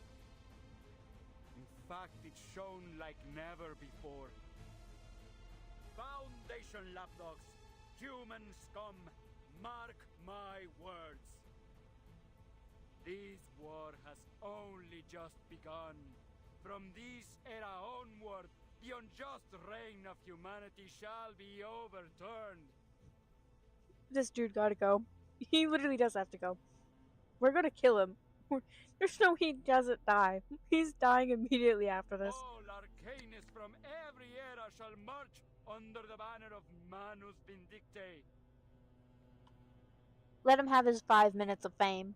until the ultimate, most glorious era arrives.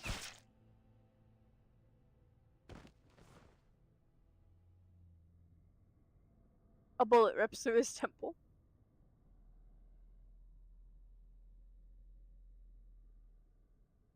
I said let him have his 5 minutes.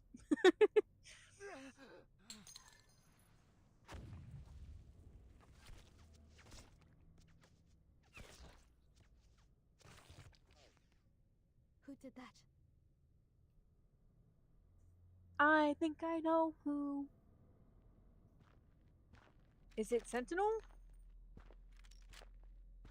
Lapdogs, eh? Couldn't come up with anything more original? Bye-bye! Yeah. Can you reveal yourself now, please? The stray hound at last returns. He marches straight through to the command post, kicking the fallen Manus Vindictae officers' corpses for good measure. Command post clear now. Whoa! Where's the full model? The door swings open. Security staff cautiously scanning for trouble. Kratos stands inside, waiting. You're late, Yemalai. Yermalai! At least you're not dead. Yermalai barks. His voice, like his face, carries a permanent smirk. You won't always have someone around to cover your ass, Kratos. I forgot they cursed in this game. As always, Kratos finds it easier to simply sidestep his insubordination. What have you found? Oh, I didn't mean to do that. Long story short, we're a step behind the Manus. They've got an army, launching an assault on the front lines as we speak. We're talking about a force the size of a traditional brigade, possibly even two. They're hiding out beneath Hill 299, and every one of their soldiers is an Arcanist. Are we cooked, chat? Hill 299. Any news on Charles and Amanda? He lets the swagger drop from his voice. They're part of the Manus now. Yeah. They're both dead.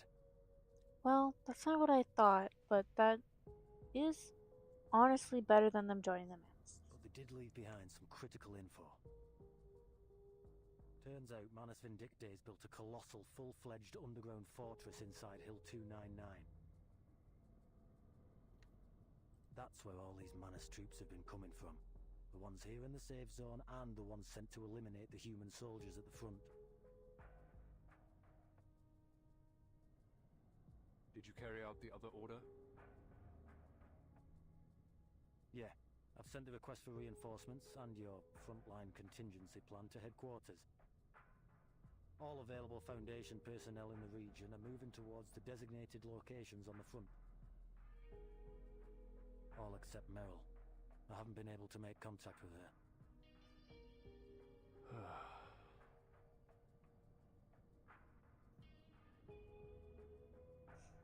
Kratos nods, an understated gesture of approval. He says nothing about Meryl's radio silence, as if he had anticipated it all along. You really gonna do this, huh? This so-called frontline contingency plan. I've honestly forgotten what the contingency plan is, so could you explain it again to me one more time? I don't think we have much choice. Or is it just killing them all? How are we gonna deal with Hill 299? It came out of nowhere. I don't know. Talk to William Afton. Every plan has its surprises. We'll deal with it. Follow me. We're going to the front lines. You can fill me in on the details on the way.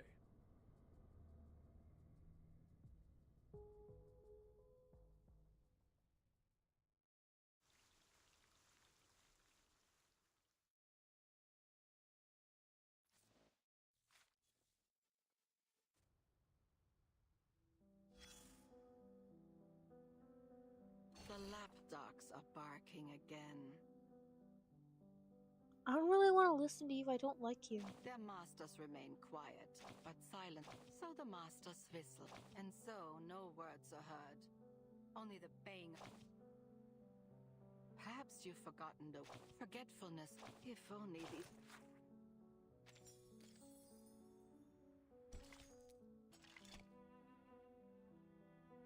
I want money.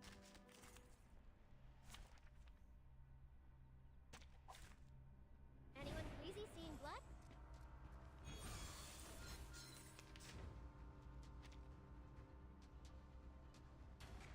Darkly blocks down.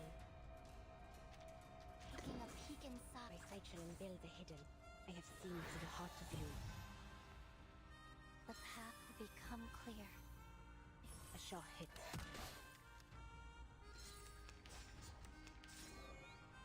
The enemies of peace shall be stamped out. Now is the time of repentance. Listen to this. Sensing their Darkly blocks down. face the truth. By God's grace. Don't waste your time. The enemies of peace shall be stamped out. A shot hit.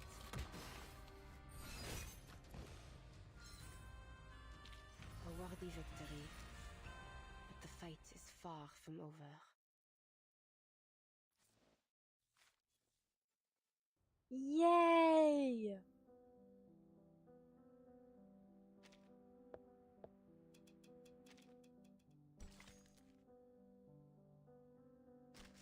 Okay, wait.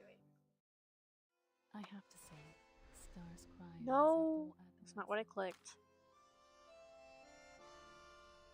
Probably is what I clicked, but I'm gonna say that's not what I clicked.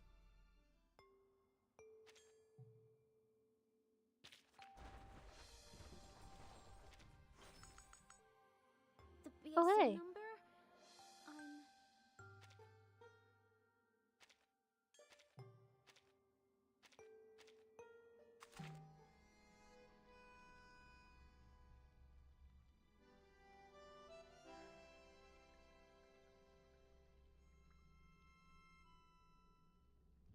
Wait, a sec.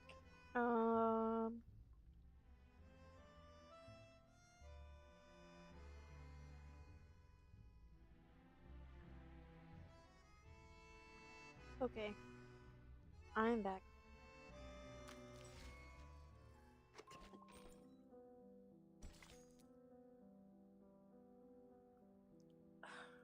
Only the dead have seen the end of the war.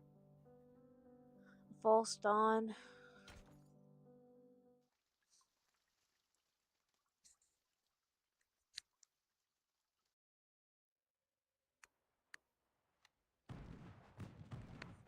What's that sound?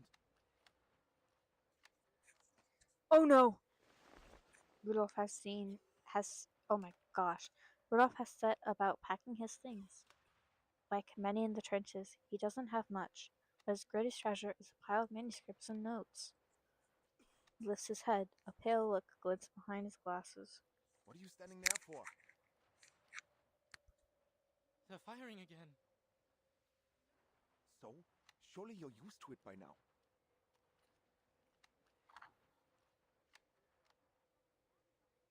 The rumble of artillery has become so familiar to them that its return is barely noticed. But isn't there supposed to be a ceasefire? I know it isn't official yet, but there's no point in firing now, is there?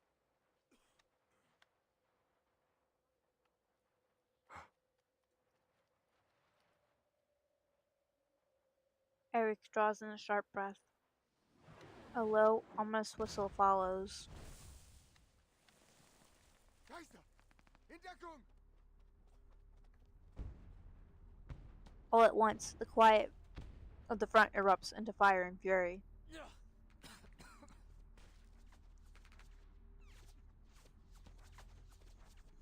The impact of the explosion shakes the trench lines in unyielding waves, and blasts spraying mud and earth in every direction. Damn! Has everyone gone mad? These are Alpensäcke. I thought they were supposed to be negotiating peace. Why? Why are we fighting again?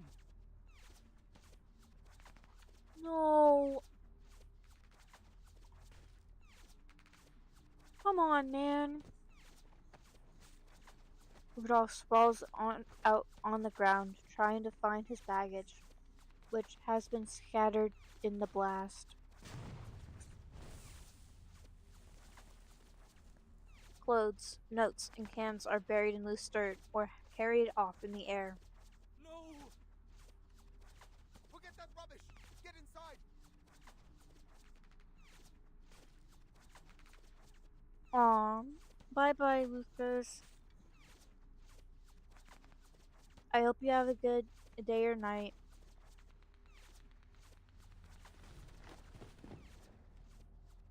Eric forces the bespectacled soldier into the dugout, then forces himself up on the parapet, peering over with his periscope. Scheiße! Scheiße! Who in the hell is attacking us? I don't know. They're not even wearing blue. They're all black. Right. Are they wearing masks? Can they even see through them? No. The flank! Scouts and messengers dash in every direction, alerting everyone they can to reach of the attack. I don't know who or what they are, but they're coming from our flank.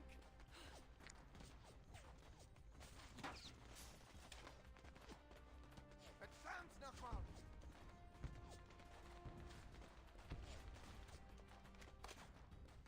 A stray bullet shatters his periscope. He tosses the device down with a stream of curses. He grabs the messenger by the collar. All men from the second company, assemble! Focus fire on enemies in black uniforms.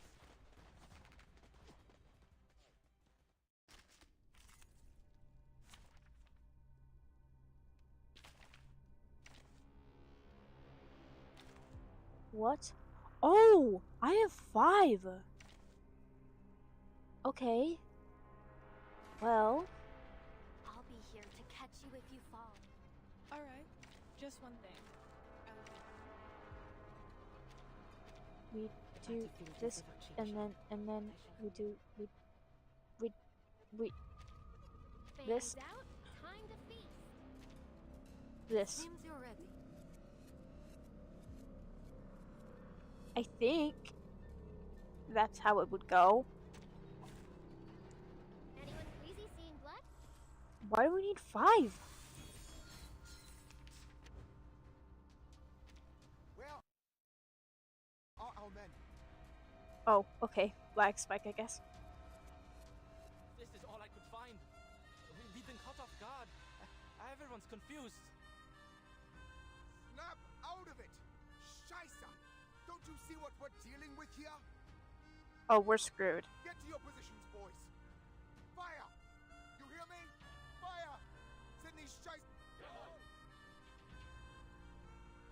Okay, so I do this, Handle it gently.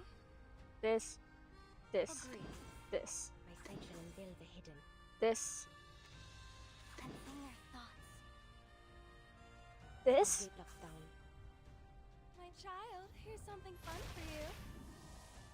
Our victory comes in a tide of blood. By God's grace. The path will become clear.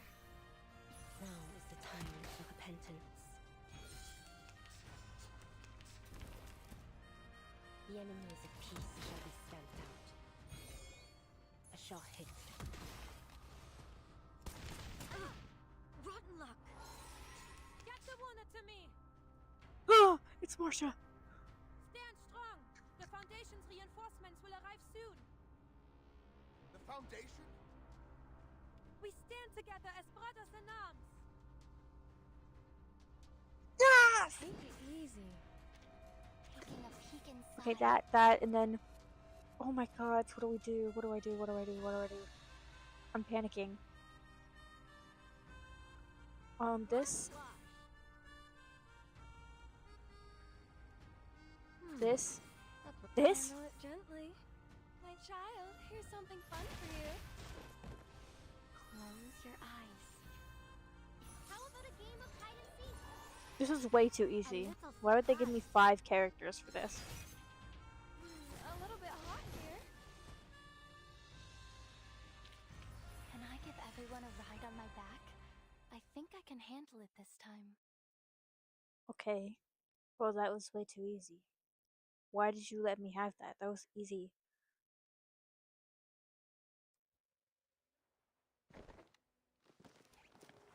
Their first assault breaks against the renewed defenses.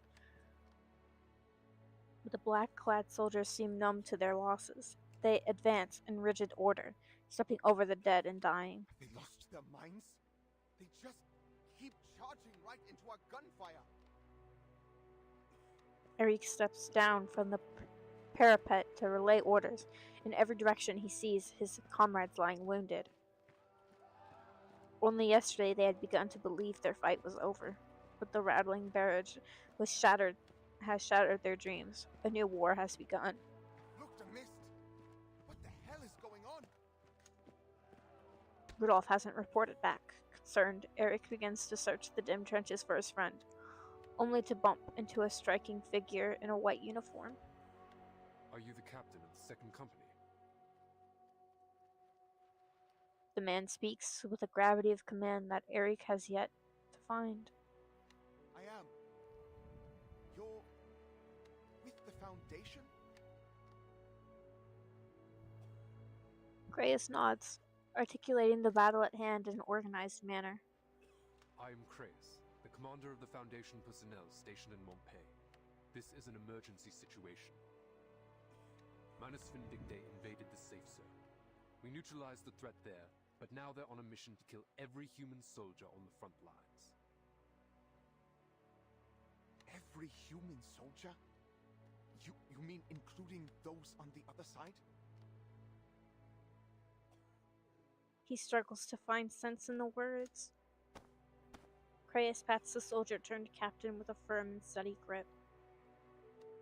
If you're willing to give up this position, follow me.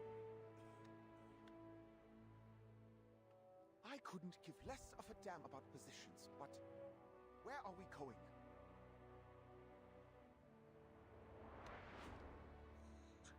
In a nearby section of trench. Anyone still standing? Help me clear this bunker.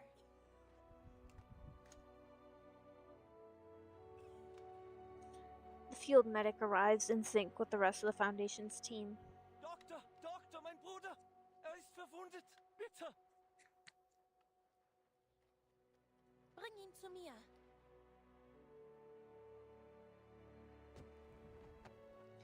The soldier hauls his wounded comrade to the makeshift aid station. The man's leg hangs limp, soaked in dark red blood. No.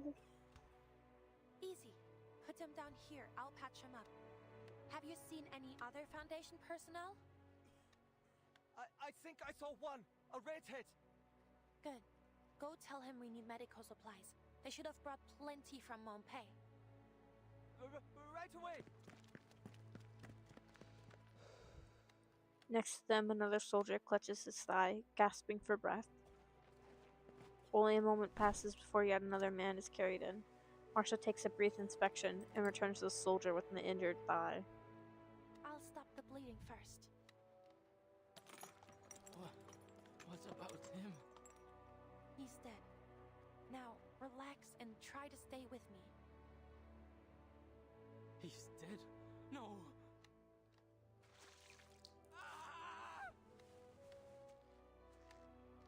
Himmelhilf! It's over! I'm dead! I'm dead!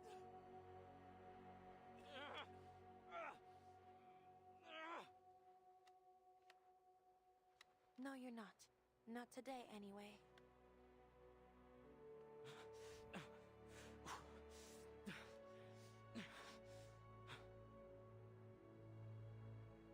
His vision blurs. For a moment, he thinks he sees a soldier in a gray and blue uniform. Is that...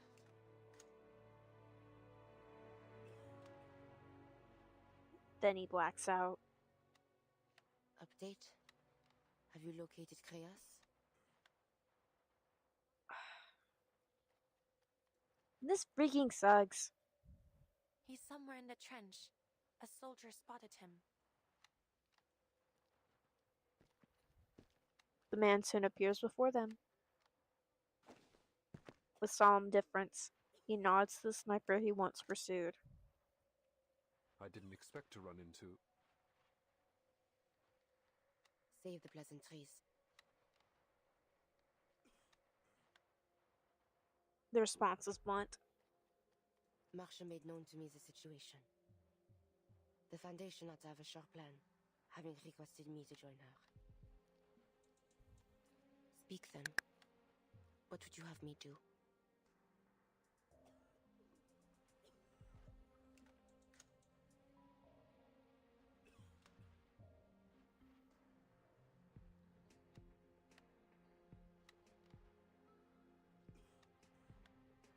Kreas adjusts his tone to match.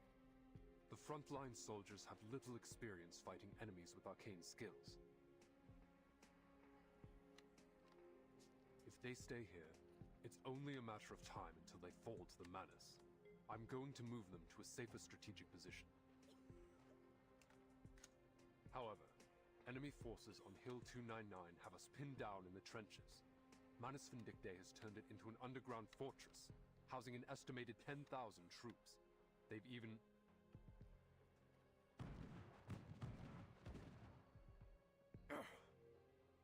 positioned artillery on the hillside. Retreating under that kind of fire would be a death sentence. We're cooked. Eliminate the threat from Hill 299. Then withdraw the troops from the front. This is the Foundation's plan? Not the Foundation's plan. Not yet, at least. An icy restraint condenses in the man's eager eyes. This is my course of action.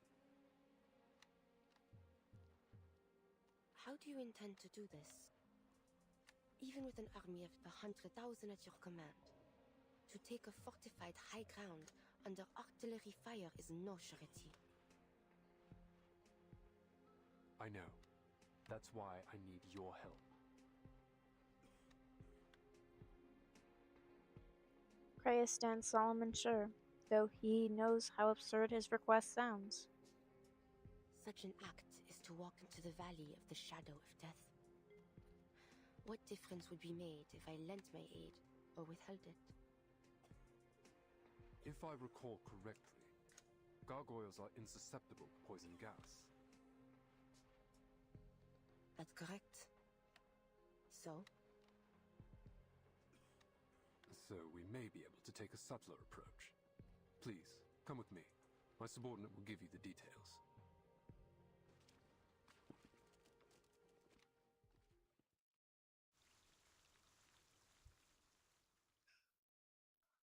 Well, alrighty. Money? Money! How nice. How much longer until I get more? Like 25. I could get that. I could do that right now.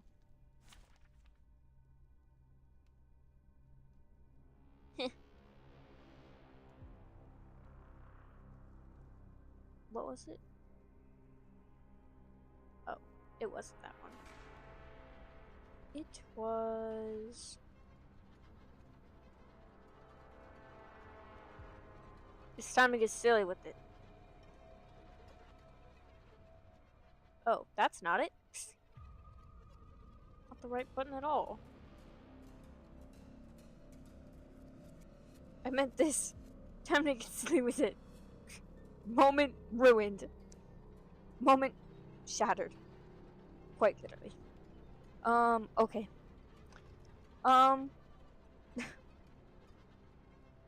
First try part 2. Let's get silly with it. Greetings.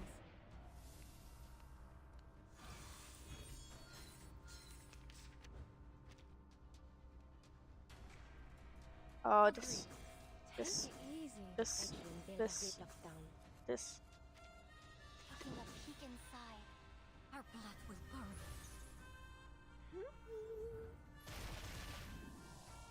Whoa. The enemy's Are you peace stronger? shall be stamped out. Oh, well, not that much stronger, actually. Clear. I'm chill. Now is the time of repentance. A shot hit.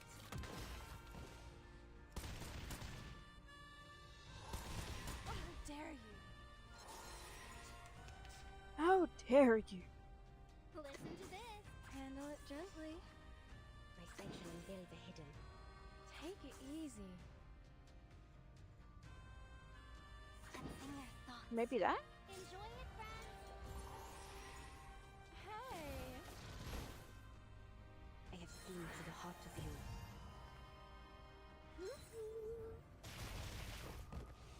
Though it may come with pain.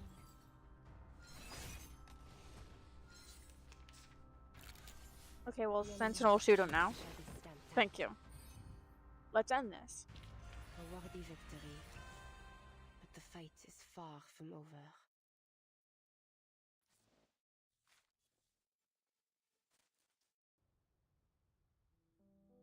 Wait. What? Whoa, hold on.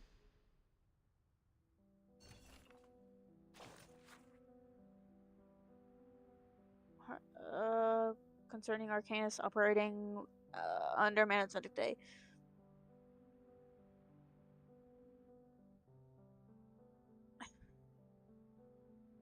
If Manus Vindictae declares open war, governments will have no choice but to align with the Foundation. Yet, should we follow his plan, we begin the most perilous of games.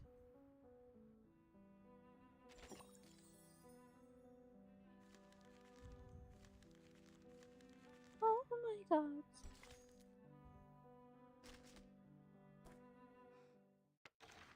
I have to say, stars.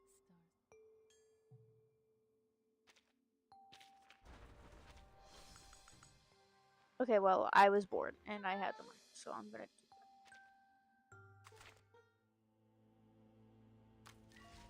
that. Wait. Back to work. Oh, wait. Did I switch properly? Okay, I did. Yay! I switched properly this time. Wait. I think there's only a couple more after this. That's awesome.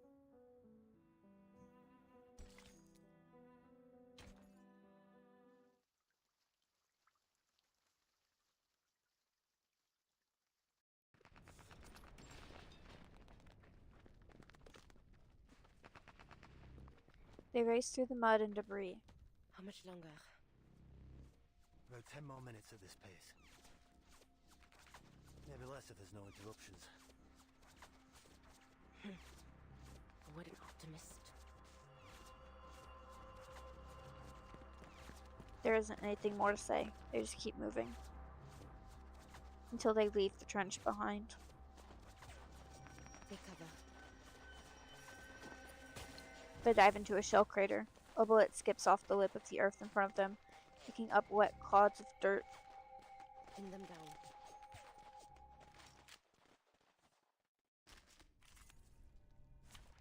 Whoa, right into the fight? Okay, hop in. There are many routes to travel, but only one. Get silly with it. I swear to goodness gracious if I accidentally just put up the text again. No, it's just... Oh, I've been pressing the wrong button this entire time to switch. That makes more sense. I thought it was the space button. Okay. Well, that wasn't the point of anything. Let's just... Let's get silly with it. The path will become clear.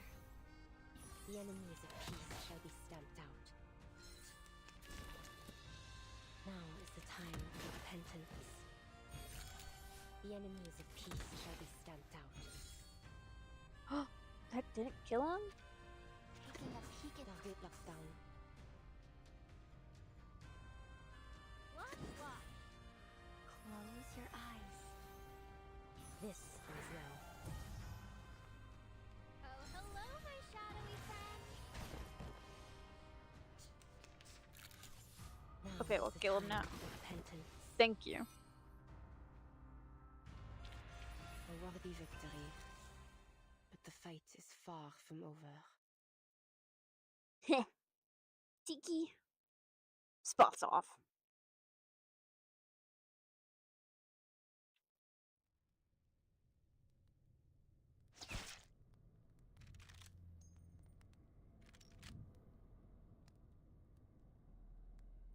A searing hot shell casing ejects from the chamber. Threat neutralized. Nice shot. Right, we've arrived. Yermolai veers off to the side and drops into a stretch of abandoned trench. Sentinel follows close behind. Whoa. They stand before a sealed underground bunker. Yermolai stops a short distance from the entrance, pulling from his coat a bundle of explosives and a hastily drawn map. Take these. Without a word, she takes the key frames from his. She takes the key items for this suicide mission. I'm surprised you agreed to this. I have my reasons. Sure. Let's go over the plan one more time. 2 of our investigators discovered a number of tunnels running under Hill 299. The one we've just arrived at leads directly to the Manus' ammunition depot. After the war broke out, the Manus sealed all accessible tunnels with poison gas. Judging by the bodies I found earlier, this gas can penetrate all existing gas masks. Oh crap! On the bright side, that means there aren't many guards in the tunnels. At least, that's what we think. Your goal is simple. Reach the ammunition depot, detonate the explosives, and destroy the fortress. After that, the Foundation will evacuate with the soldiers. Good to know the Foundation's investigation bore some fruit. Route 299's so conspicuous that everyone just unconsciously overlooked it. I'm gonna. Hold on.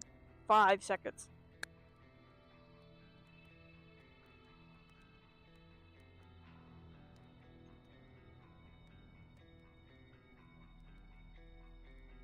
Oh wait. 5 seconds over. I think. I'm prepared. You may leave now. Alright. Good luck. If they actually kill her, I'm gonna actually be really upset. The man offers a wave. Only once Yermolai's footsteps have faded into the distance does Sentinel open the bunker door. Violet red mist billows out.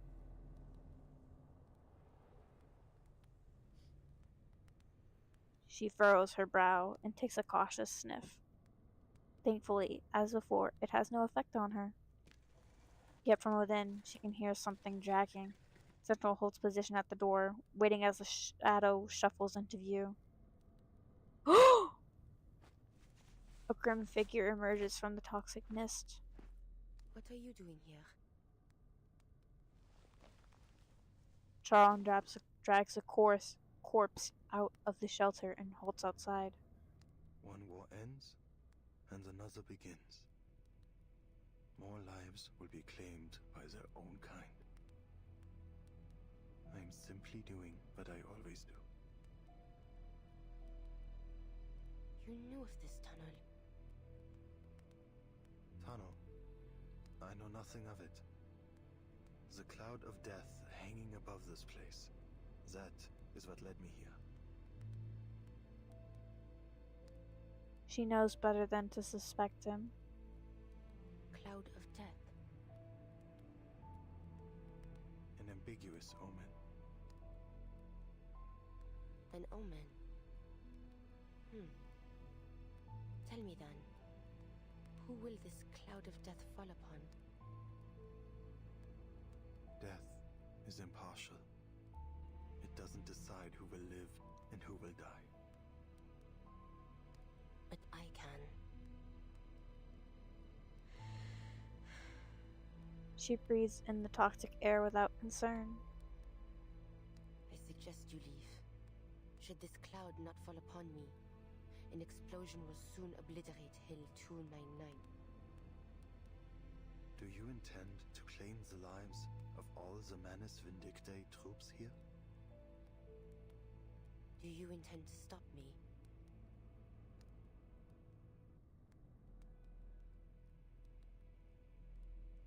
He broods for a moment as a silent war is waged behind his mask. I should leave. Time is pressing.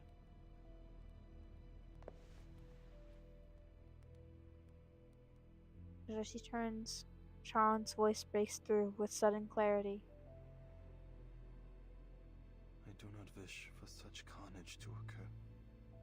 Yet I am powerless to prevent it. But before you go, a word of warning. The war you've been fighting is, in fact, over. What lies before you is a conflict all its own, a much harsher path. You still have a chance to turn away from this and relieve yourself of the burdens placed upon you. In view of the sufferers of this war, my burden is light. Harsh or not, I shall not waver from the path I have chosen. You first set foot on the battlefield 5 years ago. What makes today different from that day? I now know the true cause of the conflict, and I have seen the face of the true enemy. If I must sin to fulfill my sacrifice, then so be it.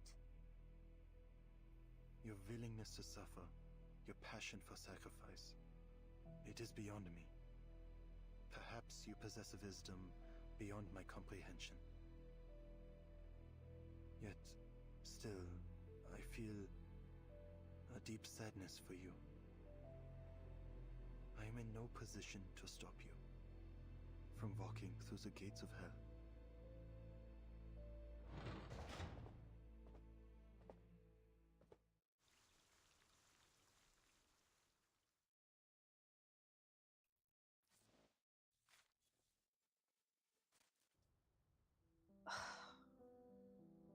This is horrible.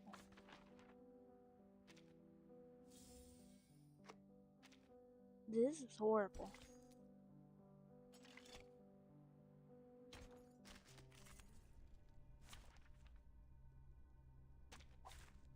There are many routes to travel, but only one destination. Target locked down. Looking a peek in. My sight shall unveil the hidden.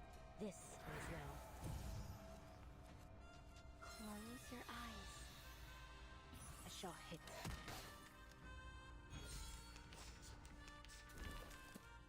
Now is the time of repentance. A shot hit. I'm sorry I'm suddenly really quiet. I've just been very immersed. They have immersed me in the lore. Now is the time for repentance. I have seen to the heart of you. Oh, hello, my shadowy friend. They may have cooked this chapter. Shot hit. Now is the time. Not even may. They did.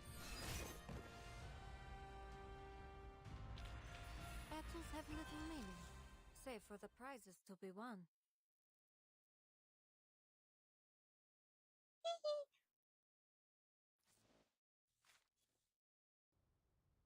Okay.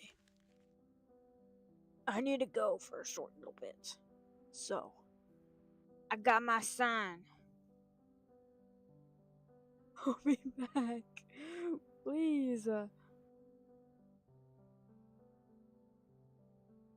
Understand. Wait. I'll be back. Bye.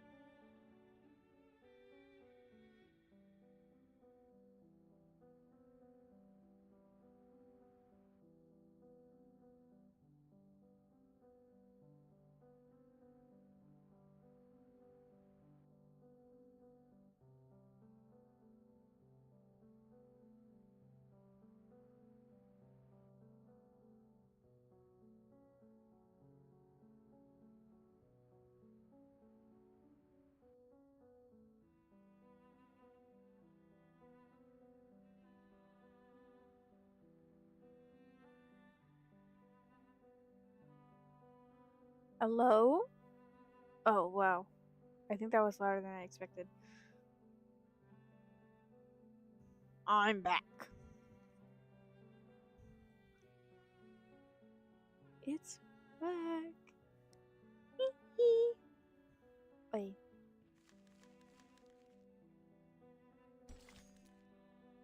Honestly, I should have taken an extra moment to go and check how many parts this chapter has, because I really want to see again.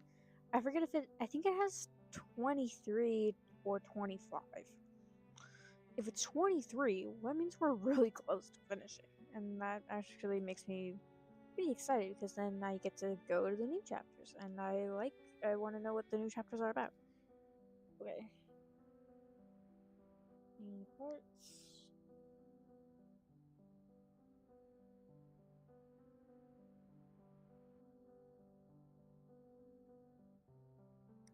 I typed that wrong.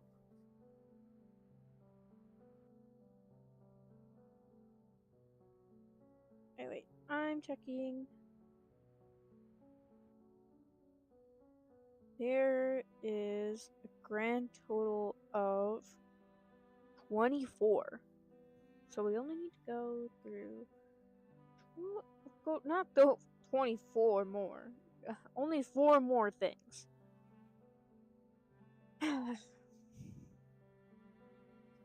It's fine, it's fine.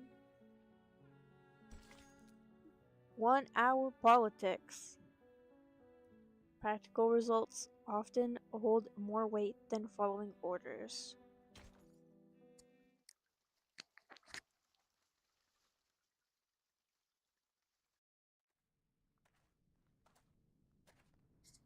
Deep underground, darkness reigns.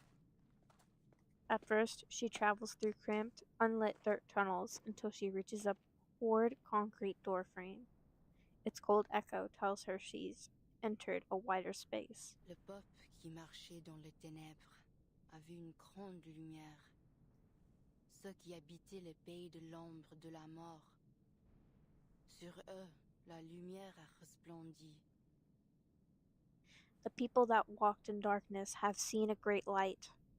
They that dwell in the land of the shadow of death, upon them halt the light shined.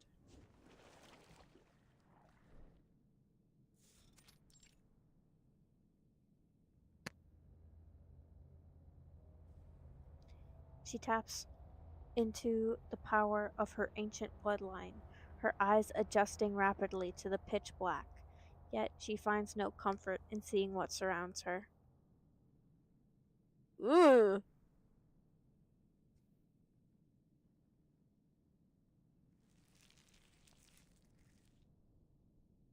Dark and vicious substances flow through the walls of the tunnel, like an endless mass of writhing insects.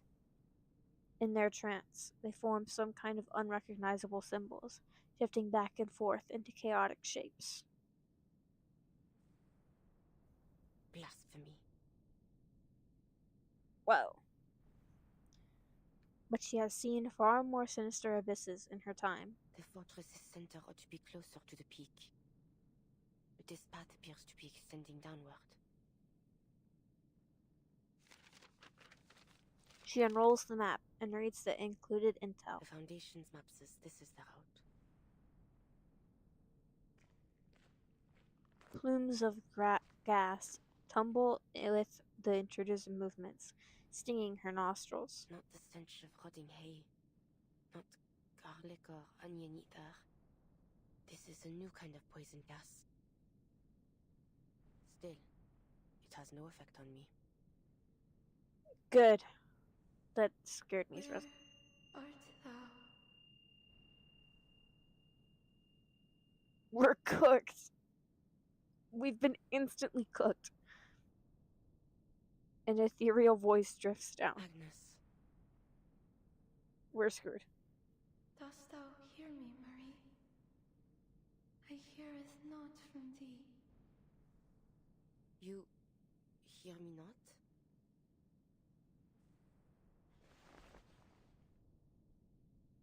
She looks up, seeing nothing but the vaulted ceiling.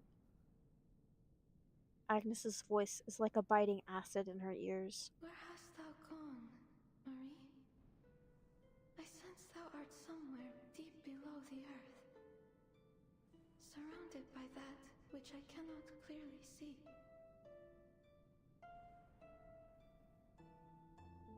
Bodies lay scattered around me, Agnes. Many of them. They're Manus soldiers. It appears they attempted to flee through this tunnel but an hour ago.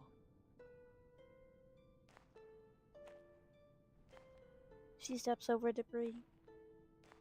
Their superior blocked their way and loosed upon them this poison gas, killing his own men.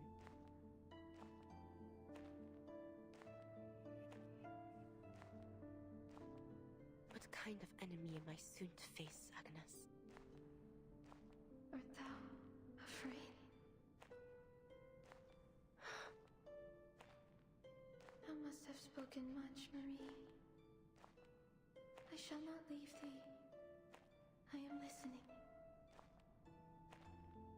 Only I yet hear not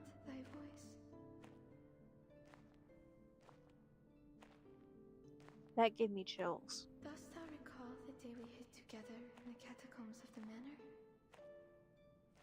Thou said unto me, thou feared not the ghostly tales thy grandmother once spake. Thou saidst thou bore a devil more terrifying than any tale. But on that night thy breath did tremble. Thou wert afraid. She halted this descending stairway. That was not the thing of which I was afraid, Agnes. Once again, she realizes her words cannot reach beyond the heavy rock above.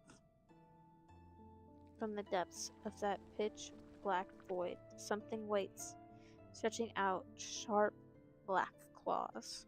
I worry for thee, Marie. The path that thou dost walk holdeth no light. I can feel thee growing ever more distant from me. Whatsoever it is, whatever thou dost wish to do, I know thou art determined to see it to its end. But I pray thee, make haste and come unto us soon, wilt thou? Jusqu'à ce moment-là, je prierai pour ton âme. Waves of cold stone scrape over her skin as she readies herself for battle. Then begins her journey down.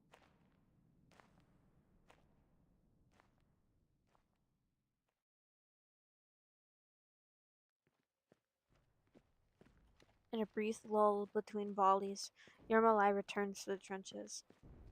It's little trouble to find his commander in the sea of gray uniforms. To summarize, your troops must stay in place for the time being. We've made contact with the other side. They'll cooperate with you to create a fire network against the enemy.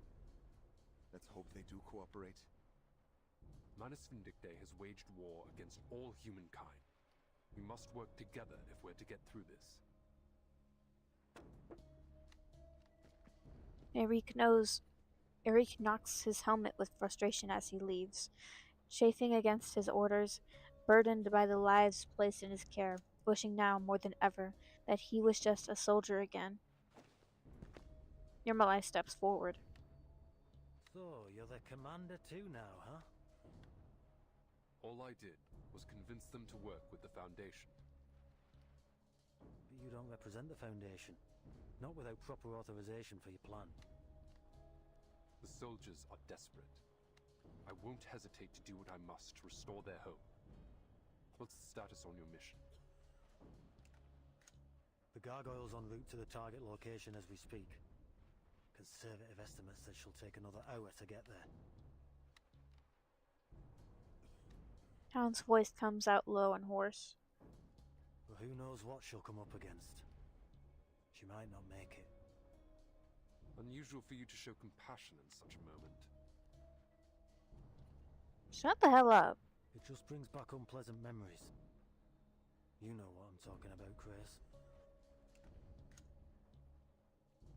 That wolfish grin returns to Hound's face, and Crais ignores it once more. Then we'll wait one more hour. The Foundation's reinforcements will likely have arrived by then. Should it come to it, we will regroup and consider our next steps with them. Huh. If there really are reinforcements, that is. They're launching a second offensive. Hold your ground! Oh shoot. Literally.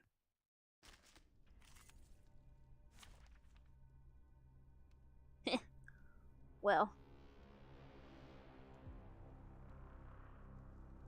It's time to go to war. It's time!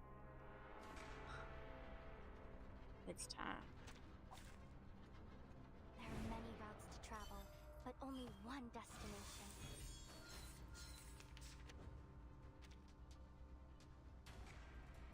That was certainly a choice. Good. Taking a peek inside. Good. Dissection and build the hidden. Target locked down. Our blood will burn. Close your eyes. Flying hand buffet for only 3,000 Serpenantes. This is now. The enemies of peace shall be stamped out. Ooh, I should have gotten the tank. A shot hit. I'm dumb. Now is the time for repentance.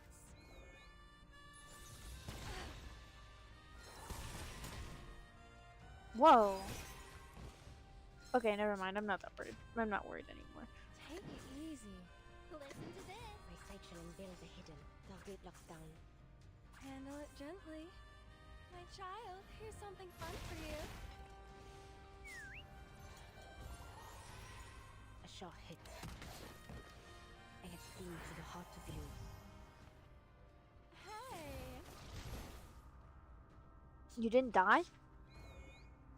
Now is the time for repentance. Oh, well, now you have. That's You what fulfilled happened destiny. to me. Save for the prizes to be won.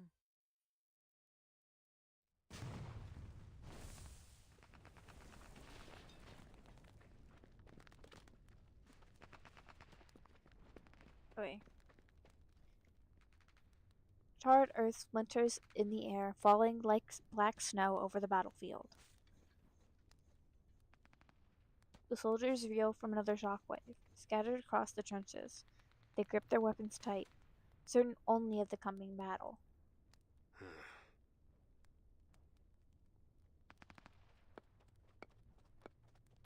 His index finger taps his rifle's receiver with anticipation.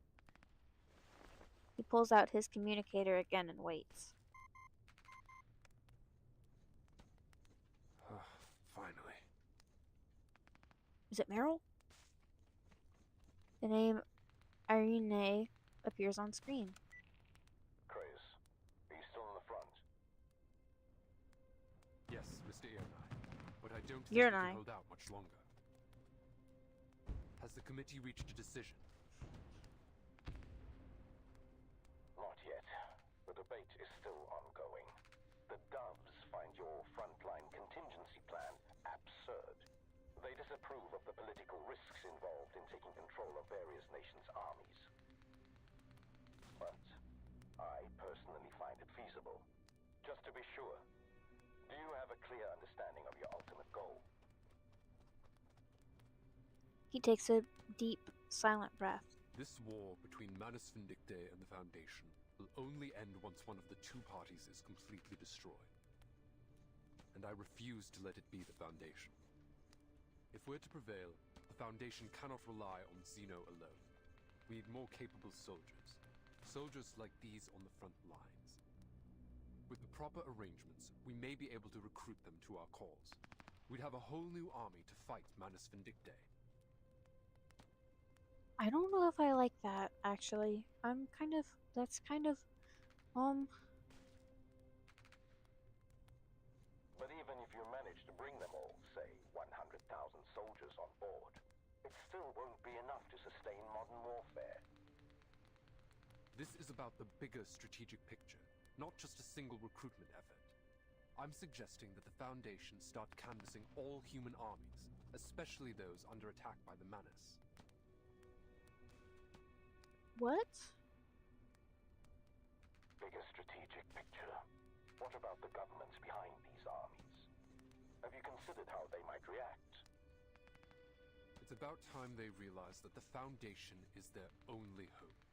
The last bastion for humanity to unite against their shared enemy. The Foundation cannot take responsibility for all the lives in this era or in any other. The storm is a near inevitability, and so too is the loss of many. Once it does come, the Manus won't hesitate to drag war into that new era, into any new era. It's time the Foundation took action and built an army capable of crossing the storm.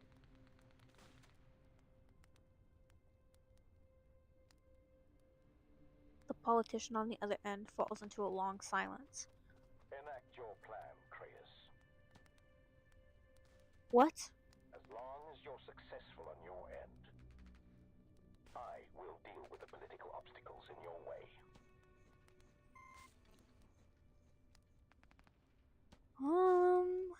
The call is cut. Creius exhales.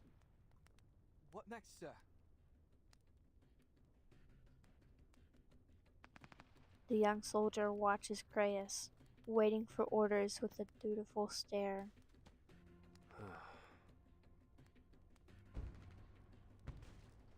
He casts a look toward Hill 299. The Manus Vindictae stronghold bristles with flashes of gunfire, yet to him it looks as if it were a slumbering beast. We stand our ground for an hour.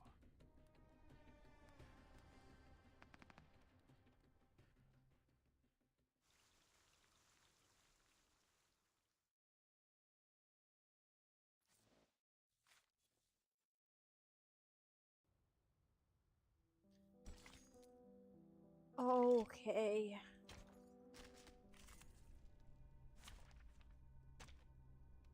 Okay.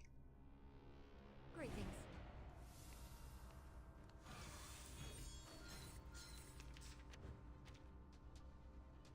Agreed. Handle it gently. My Seichel and Vera gridlocks down. Our blood will burn. The path will become clear. This. Oh, I forgot to target the tank. Whatever. The enemies of peace shall be stamped out.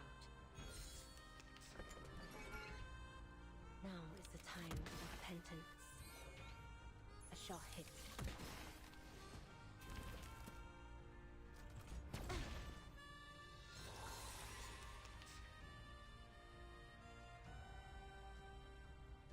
I only killed one?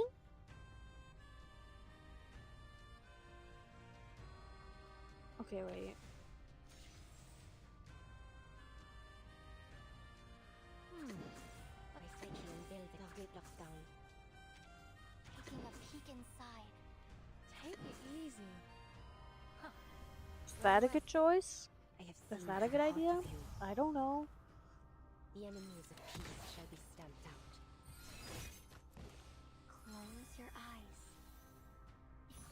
Hey! Yes, it was a good choice. That was probably the best choice I could have made. Actually, that was probably the best choice I could have done. Yeah! Vampires don't just thirst for blood, we crave victory too. Yippee!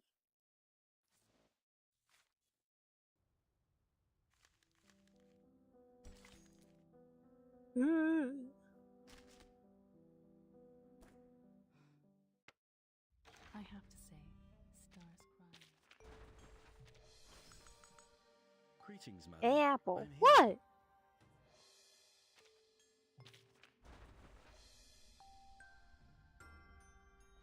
Yeah, okay. 492760. 4A67.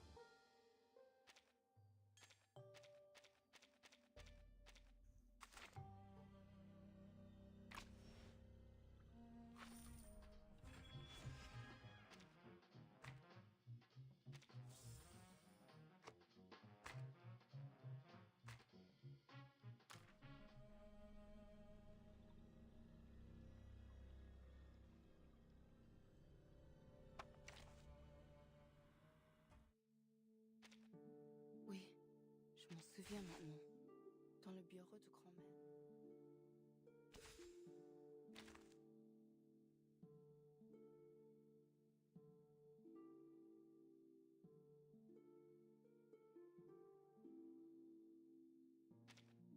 It's always good to have you here, no matter if you found a bargain or suffered a loss.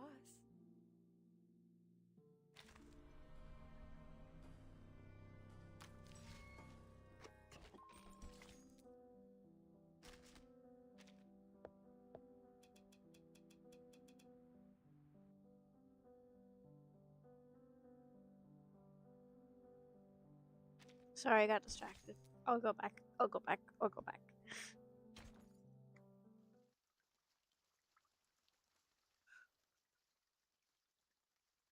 We just need to finish. Okay, ow. Though Agnes's voice has vanished, the sharp ringing in her ears remains. What's that sound. She casts more attention in the direction of the source of the sound. In the darkness, it sliced like a curtain. A shadow that shouldn't be there is lurking behind, a piece of wreckage.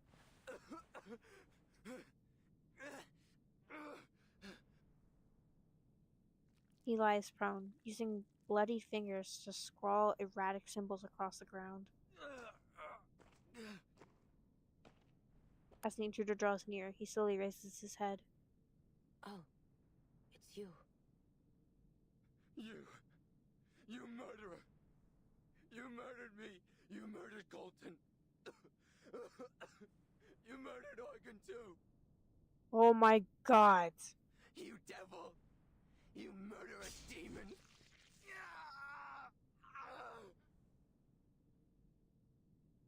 Deserved.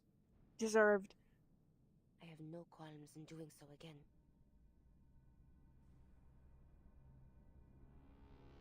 Thick, congealed black blood spreads across the ground. Pathetic illusions.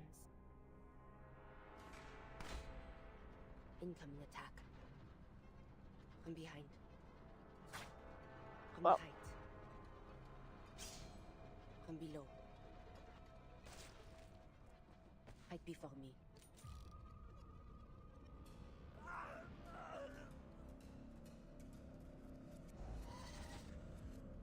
Whoa! Petrified claws clamp down on his soft neck with precision, pulling him up into mid-air, his hands clawing against the chokehold. Let me go! Please! She eases her grip, if only for the length of a breath, yet the soldier seizes the moment for all he's worth, drawing a blade from his belt.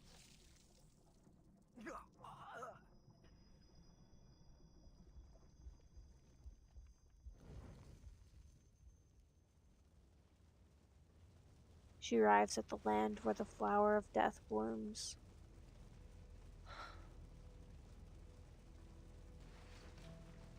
Corpses are strewn across the ground. A figure waits at the far end. How many have you killed? Do you even keep count? Remember, they were all arcanists, like you. Races of no matter. Literally. So the killer does the killing, and the dead have no say at all. I like it. A bullet rips through the officer's heart. A simple, blunt retort. She steps forward, only to find the figure standing before her once again. Haven't had enough? Be gone. One day I shall personally deliver you to the fires of hell where you belong. Oh, it sounds like you know who I am. Do not think me deceived by your disguise.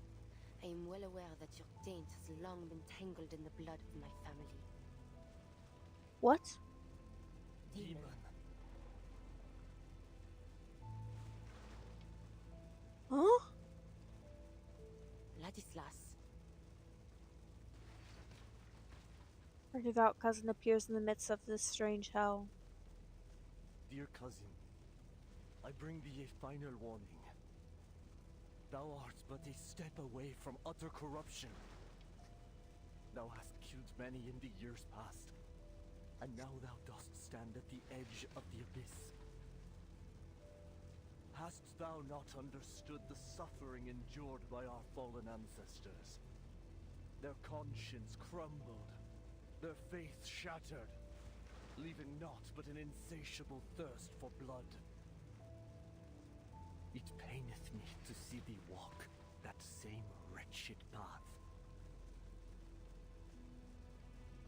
The demon stands aside with an unhinged politesse, waiting for Ladislas until Ladislas has finished speaking before speaking again. Don't blame me.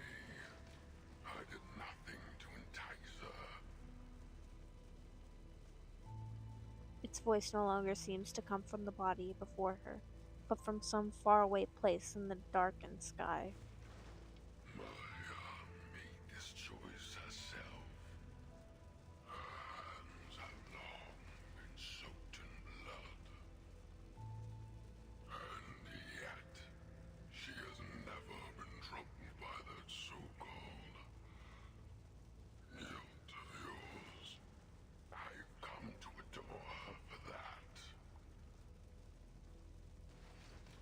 Perhaps it is true that this path of carnage shall save many lives, but why?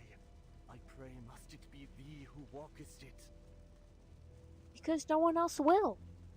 Our blood beareth an impurity like no other. To kill so many is to will thyself to the bottom of the abyss, never to return. The 10,000 thou art soon to kill. Consider, I pray, how many among them are innocent victims of deception and coercion. The weight of so many lives shall weigh upon thee in far greater measure than any sin thou hast yet borne. What good shall it profit thee to gain the whole world, yet forfeit thy soul? Did I hear that right? Are you also calculating the lives, Ladislas?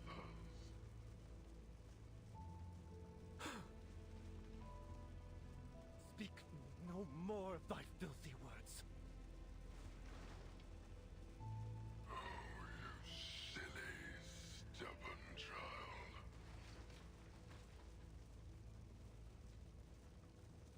The demon approaches Ladislas with sharp, graceful steps. What art thou, O wicked demon? His throat is seized in both hands.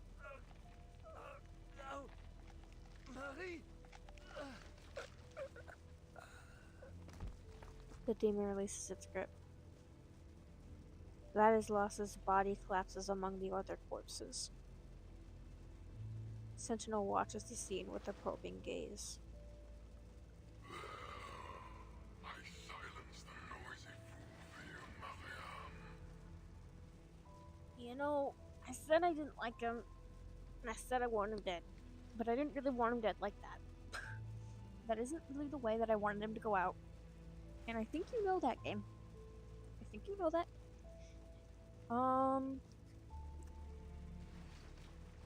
That's not nice. Such pantomime shall not move me.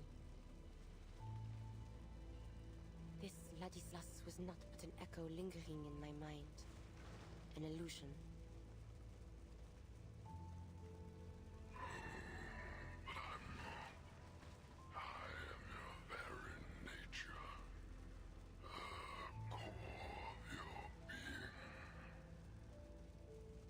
Okay.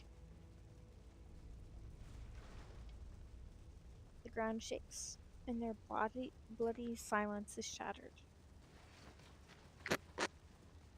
The demon makes way for her, casting a grim smile at the gargoyle before turning its head to look around. As an army rumbles into view. The strange sound of engines grows clearer as the armored vanguard grinds over mangled corpses. Manus Vindictae, they finally noticed you. Oh!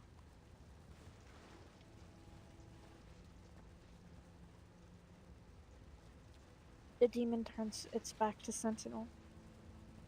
What a shame. They don't stand a chance against our ferocity. Do they, Mariam?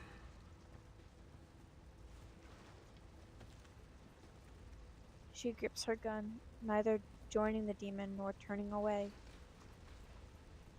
She presses a kiss to the cold receiver. I have seen sinners forsake themselves in service of the devil.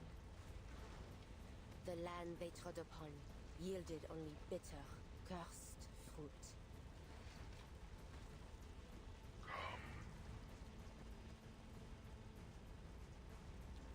But the hour for repentance has long since passed.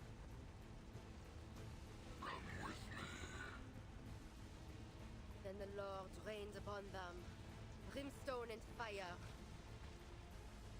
Let's kill them all together.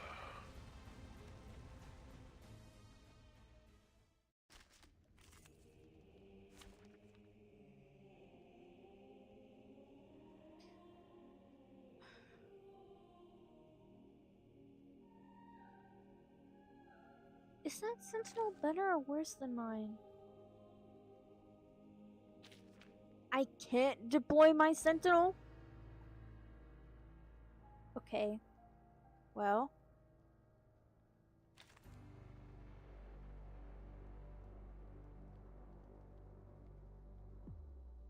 You know what? That's fine. I'm totally fine with that. 100%. Defeat the Shadow of War. I'm actually excited. Do I switch? No. Lock in!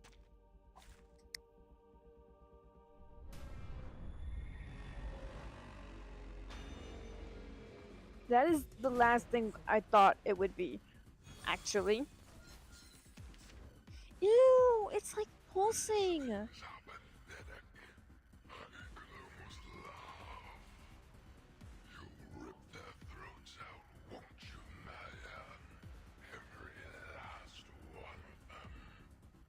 Shut your mouth. A tank.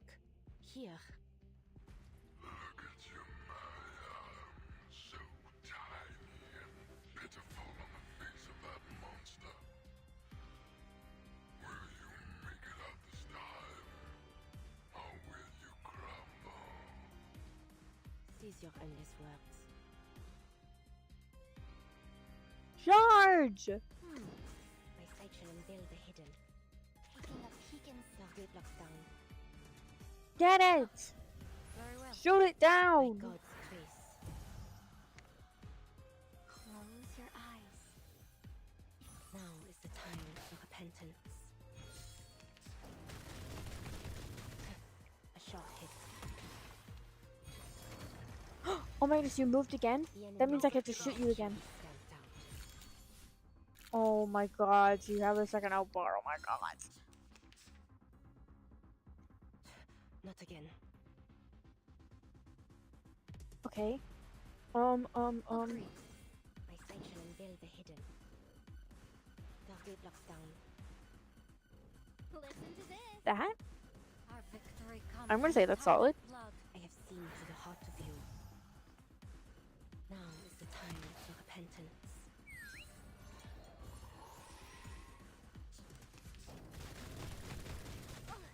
The enemy is at peace shall be stamped out. You moved again. Oh! Rotten luck.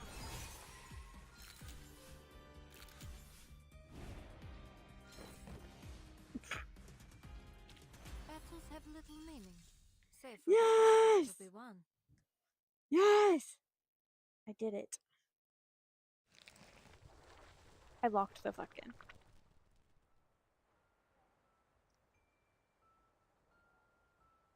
Don't do this to me. Don't hurt them. Marsha?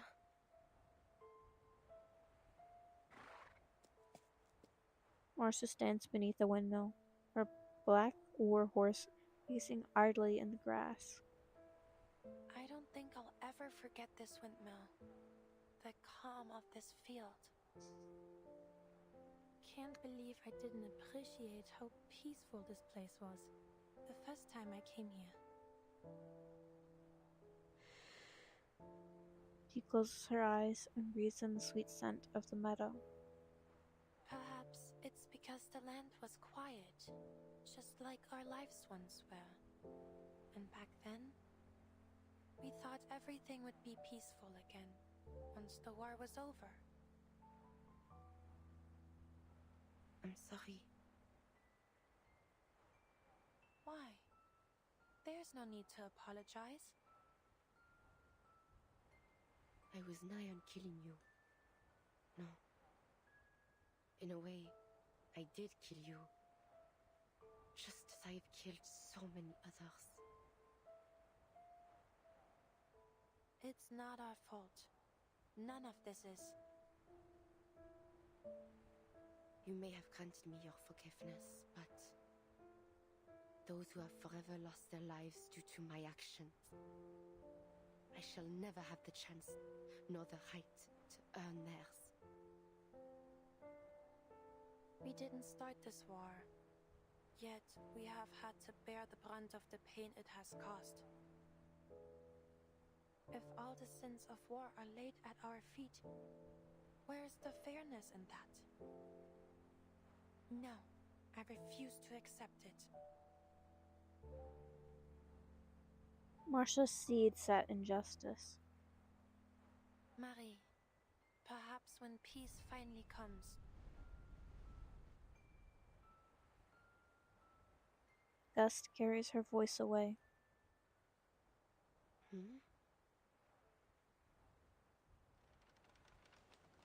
The wind howls, and in it she hears the creaking of the old windmill.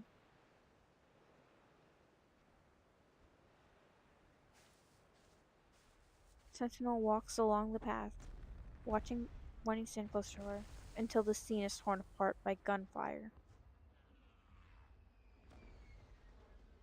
Masha!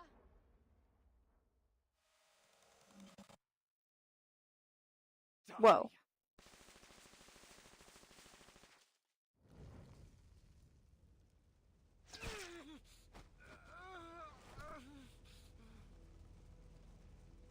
Wreckage is strewn over no man's land. The last of the assembled force falls with a gurgling scream that ushers in the silence of death.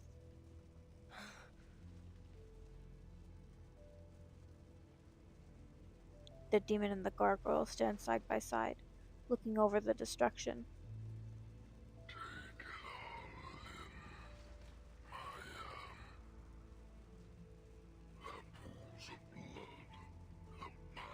Corpses that linger in echoes of the dead, their whimpering, desperate cries.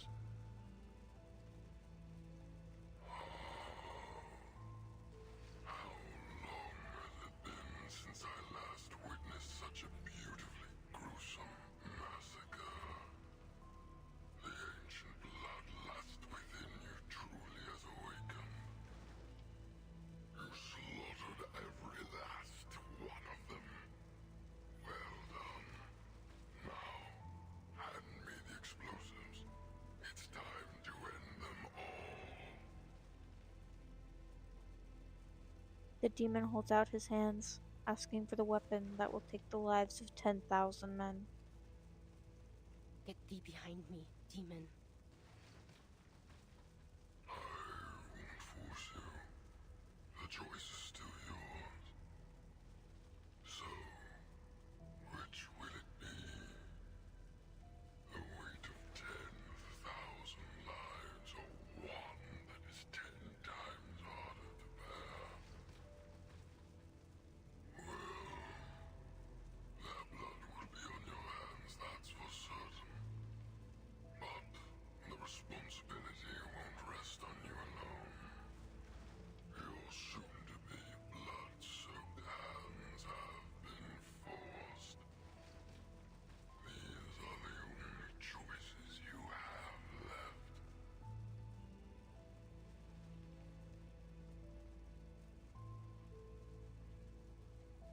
The gargoyle removes a bundle of heavy explosives and grasps them as tightly as if they were prayer beads. I am powerless to cleanse the filth that muddies my blood, just as I am powerless to erase the sins I have already borne.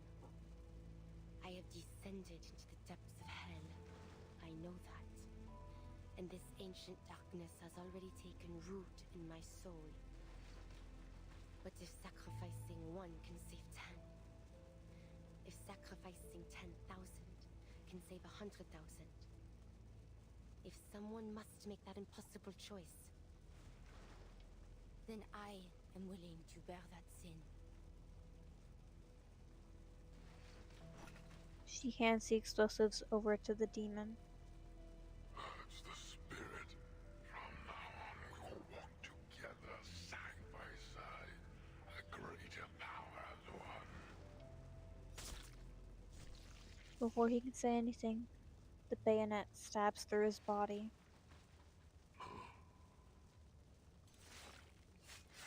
Sentinel pulls out her bayonet and pushes the demon away, who staggers further back.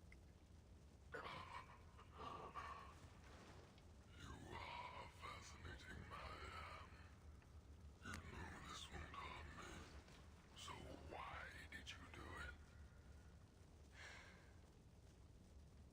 She lets out a heavy, labored breath. Look upon me, demon. I am not like my ancestors, to be led astray by their thirst for blood and your honeyed words. Whatever choice I make of my own free will. I will not let your taint spread within my soul. Yet still, your power shall be mine to command.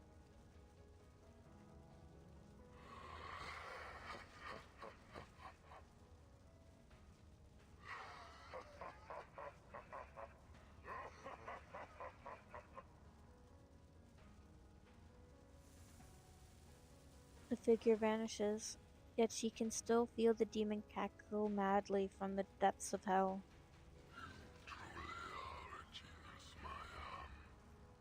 A ruthless killer, a greedy devil,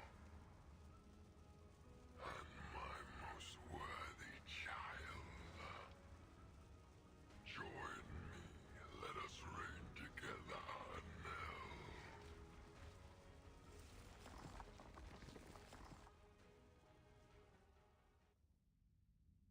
Agnes, quand j'étais jeune, je ne comprenais jamais vraiment les mots que tu disais. Pourquoi un homme porterait-il volontairement les péchés de tout le monde pour les biens des autres? Agnes, when I was young, I never truly understood the words you spake. Why would one man willingly bear the sins of all the world for the sake of others? Je réfléchissais à cela. Si toute la culpabilité et toute la souffrance m'étaient imposées, comme ce serait cruel et injuste. I lingered on the thought of it. If all guilt and suffering were placed upon me, how cruel and unjust that would be. Mais maintenant je pense, peut-être qu'il est préférable qu'elle soit seule à moi à porter. But now, I think, perhaps it is best that they are mine alone to bear. Je suis désolée, Agnes. I'm sorry, Agnes.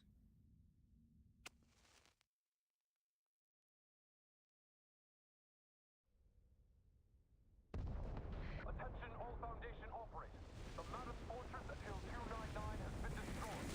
Execute retreat as planned. Wir sind gerettet? Ganz genau. Na los. Gut, du kannst noch stehen.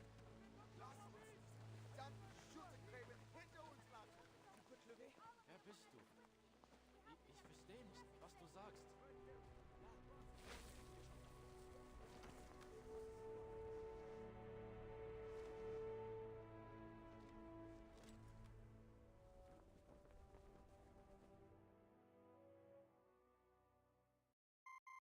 The Manus Fortress has been destroyed, and the soldiers have been led in retreat to the rear. I understand. Thank you for your support in this critical time, Mr. Ironeye.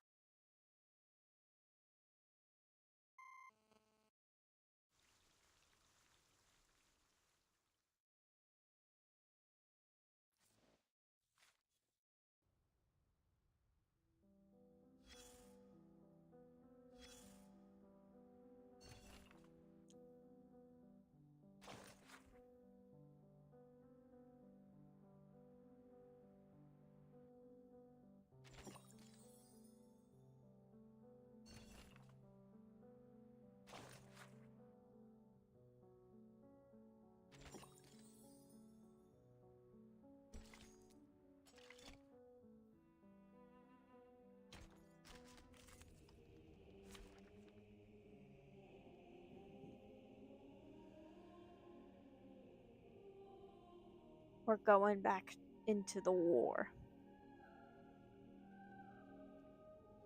We're fighting demons now.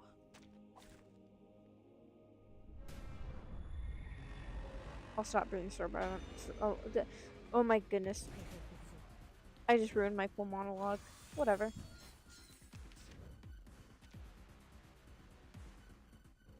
Agreed. Basically, let's get him. Recital and build the hidden. Our victory comes in a tide of blood. I have seen to the heart of you. The path will become clear. A sure hit.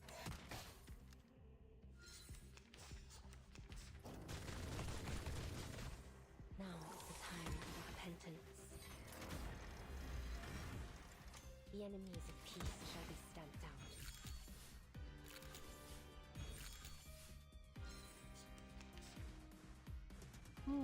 Darkly blocks down. Slosh, slosh. Taking a peek inside. Listen to this. By God's grace. Come dance with us. Close your eyes.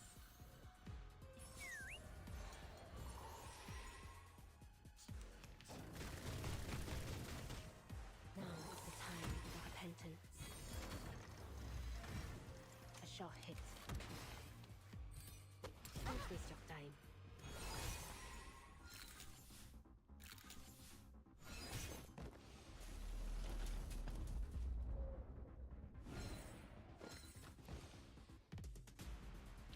A worthy victory.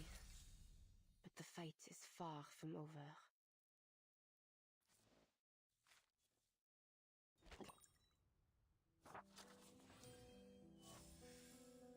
Money!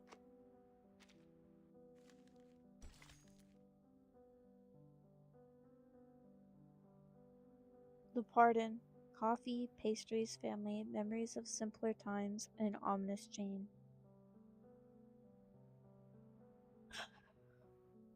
Okay, we only have 2 left. We also have the sandbox for the stage to unlock.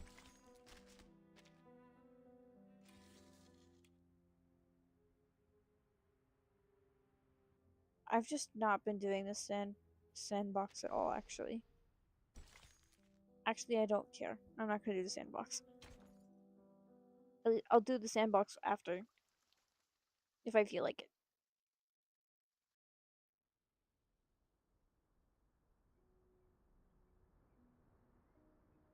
After yet another night passes, the hidden chapel once again welcomes the light of day. Time passes, reaching near to midday, and the grassy courtyard holds its quiet with a patience born of humility.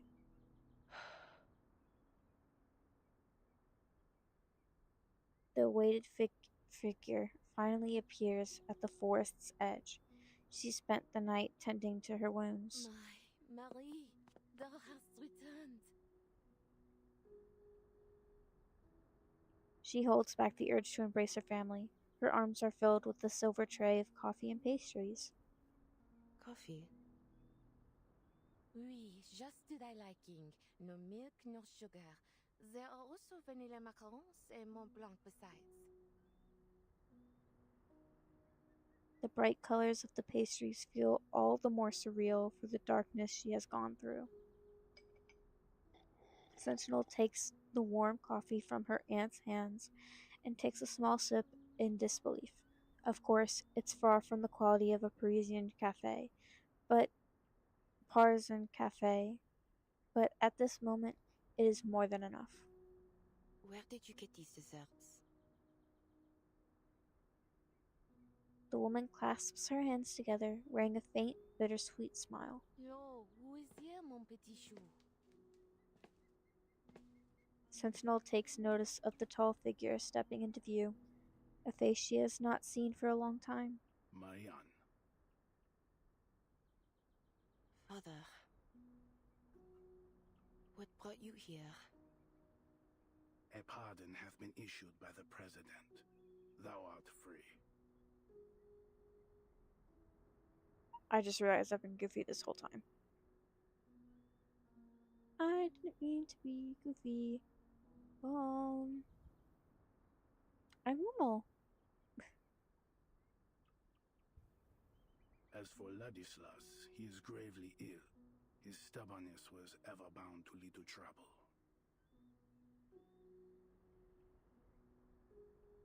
He ends the topic with mild discontent. To answer thy question, I am here to gather ye. We are to depart. So, you are now the leader of the clan? Verily. After all we have suffered under this war, someone must lead the Tenebron family's reconstruction. I seek to re-establish contact with those of our kin with whom we have lost fellowship. The hand of Manus Vindictae has not yet fallen upon Paris. I have purchased a number of dwellings on Montmartre. They are to be our temporary homes until the conflict between the Manus and the Foundation reaches its end. The Tenebron patriarch makes an imperturbable gesture as he returns his face to Agnes. Agnes shall be sent to our cemetery in Rouen. Cemetery? She cannot or will not accept those words. But Agnes is not dead. She's simply... Ladislas said there was a reason behind her. Marianne raises her eyes and meets her father's mournful gaze. This is what comes of disrespecting tradition, Marianne. Thou wert too easily swayed by Ladislas's maddened words. He lied to us? Nay, I believe not that such was his intent. He was simply too fervent in his pursuit of Gnosis. There is no record in the family archives that suggests any sort of prophecy should befall our kin in so strange a form. Agnes's condition is the result of a tragic accident, nothing more. There is no divine meaning behind it whatsoever. Her fear of the war was too great. She simply faltered in the casting of her arcane skill and petrified her body to the core.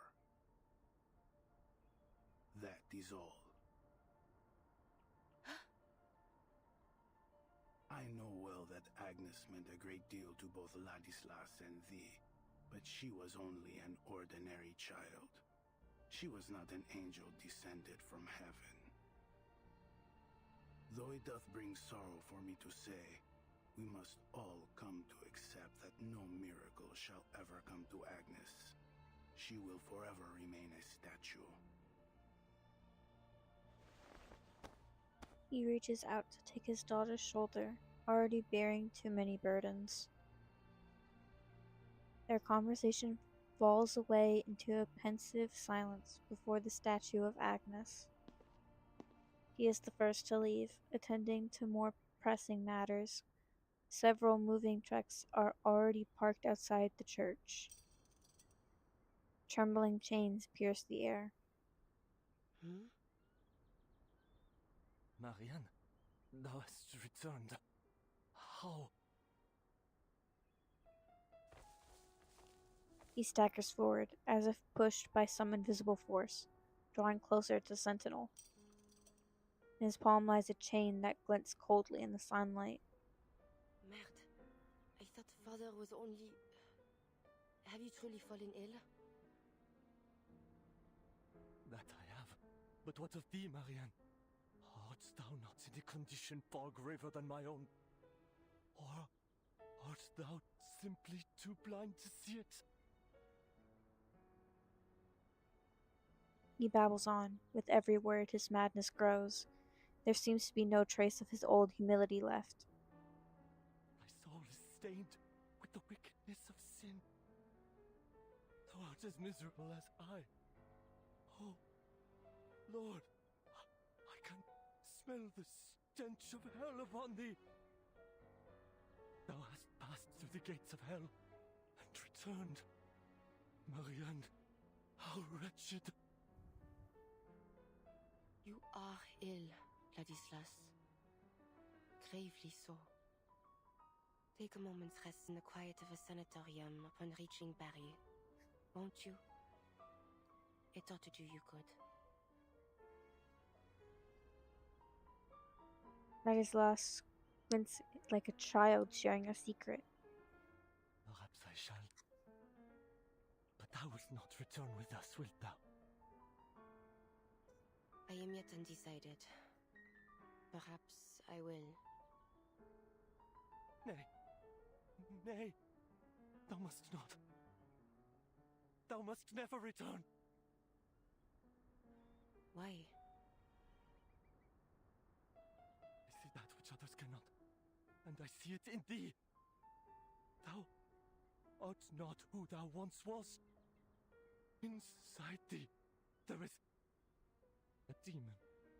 The demon which doth linger in our veins.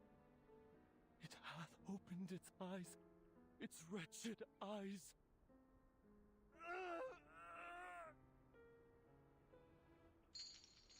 Ladislas howls in pain, his body shaking violently. The chain in his hand clatters and rings.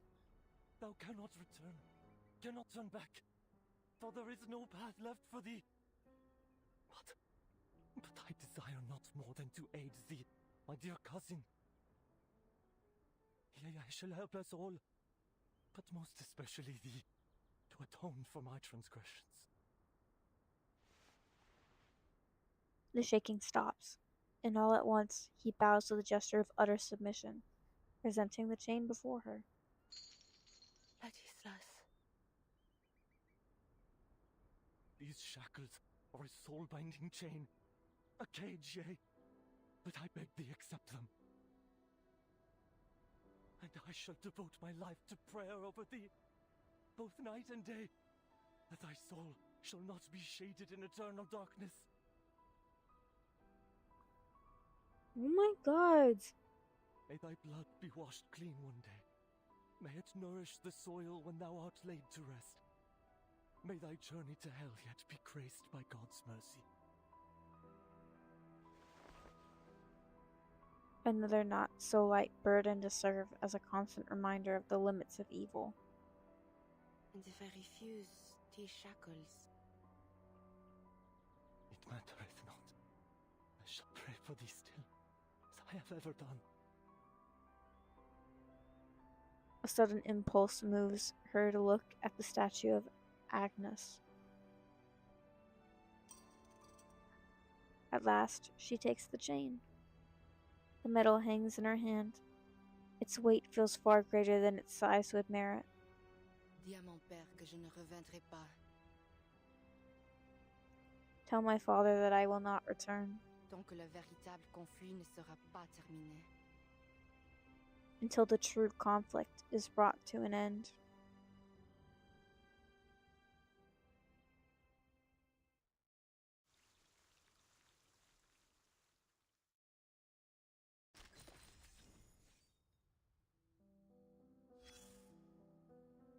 Okay, just really quickly. I have to say. Oui, je m'en souviens. Yeah, she wears them. Dans le bureau de grand-mère, nous étions assis à ce côté, écoutant ses lectures longues. The shackles of sin.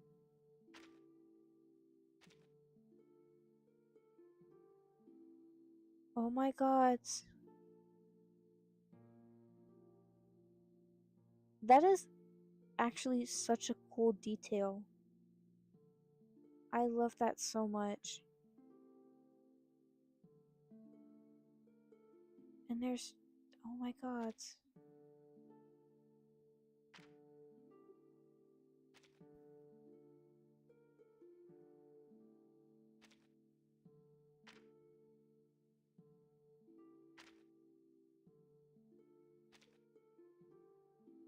Yeah, she wears them. I never even noticed. That's such a cool detail that they did for her second design. Or a second outfit, or whatever you call it. Oh wait, I have to do this. Read the letter. Oh, I have to read it. Marianne, I hope you'll understand why I didn't say goodbye properly, as I understood when you did the same. By the time I finally learned where you had gone, you were already deep underground facing poisonous gases. Anyway, I just want this letter to reach you safely. The 12 required a medic, and although I sensed there was something distinct about the squad, I accepted. It would keep me on the front lines longer, and Mr. Crace's invitation could not have been more timely. Of course, this means I had to leave immediately with the squad. We're moving to the Eastern Front soon, where some of my comrades are reportedly stationed. Well, I'm now part of the 12. I've been granted permission to operate independently in the Eastern region for a while. I'm hoping to locate some of my former comrades from my order to see if any might be interested in joining the Foundation. Marianne, I know your family has an unusual constitution, and you might think overly cautious, but I have to say this. After prolonged combat and poisonous gas conditions, you really should get a full medical examination. Wishing you all the best. Marcia.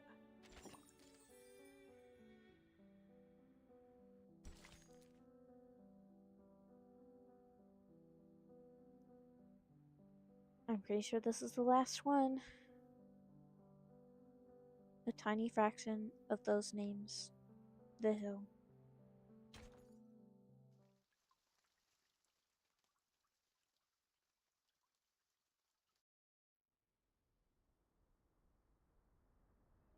Oh, the flowers! A completed mountain, though only a mere fraction of what death truly claims.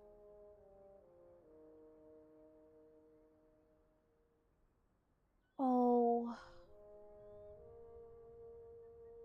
It left everything behind. A coat, a helmet, a pair of boots, a butterfly-covered notebook. Everything that once belonged to a young man named Paul. Your war is over, Paul.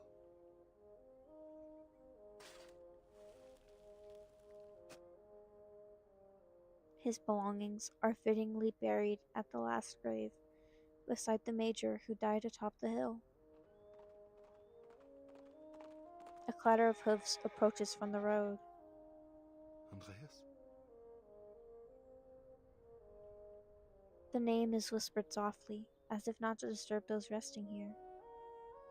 The sound stops where gravel meets the mush of mud and snow melt. It was his horse. The black horse breaks the veil of mist and approaches. The horse exhales a comforting snort, leaning in, yearning for his hand. Good boy.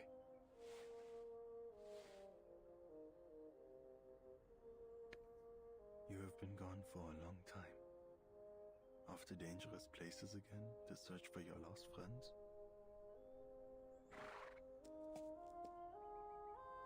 It seems luck has been on your side. You have dodged danger time and again amidst the slaughter. But I cannot help but worry that one day a stray bullet will pierce you, or a poison gas will choke you.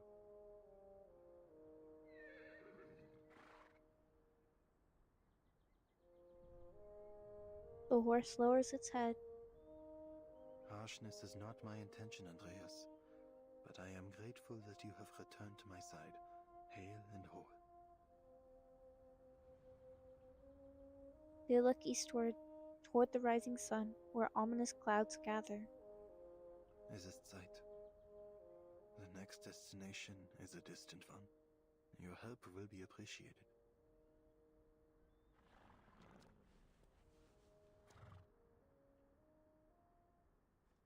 Andreas tilts its head to one side, signaling its master's attention to the youth who has arrived behind them. Mr. Charon, is this your horse? The grim figure turns his face toward the source of the question. In a sense, young man. Oh, then it's nothing. He showed up near Montpay all by himself, so I followed him here to see if he might be connected to Manus Vindicte. The Foundation is still in Montpay. We'll head off soon, along with the soldiers, to a safer position. By the way, do you know where Blackbird is? Blackbird? Oh, I mean Meryl. The girl who went to the front with you. I haven't been able to get in touch with her since the Manus attacked. Where could she be? I just hope she hasn't gotten herself into any serious trouble. she is alive and well. A surprise, the young man's eyes alight with joy. She is? Where did you see her? That I cannot tell. His gleam dims as Parvon adjusts to the unexpected refusal. Why? She does not wish to be found. That's so funny. What? She doesn't want to come back with us? Correct. She is afraid of the war that lies ahead. Bloodshed, carnage. She was unprepared to witness such harrowing scenes. She requested I not reveal her whereabouts to the Foundation. In fact, she demanded a promise. I love Meryl. I don't understand. How could you just let her go like that? Isn't she more likely to run into danger if she's on her own? And leaving like this, she'll be marked as a deserter. Oh no. I know little of your rules. But a promise was made, and her reasoning is understandable. It is her right to turn away from her fear, just as it is anyone else's. The young man never thought about how to cope with such a situation. He scratches his head, at last arriving at a simple conclusion. Fine. At least she's still alive. But I can't leave her alone out there. I'll find a way to track her down. The voice is clear and certain. He is willing and able, no matter how daunting the task ahead. Thank you for the information, Mr. Carroll. Goodbye. He sets off on the road back to Montpay. They watch him together, horse and rider, as he disappears into the woods. Is she right there? Has he gone? She's right there. She was Yes. literally 5 steps away.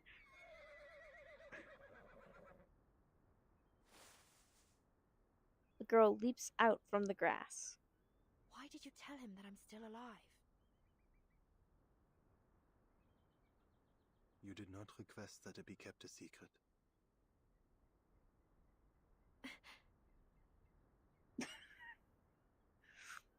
Fine.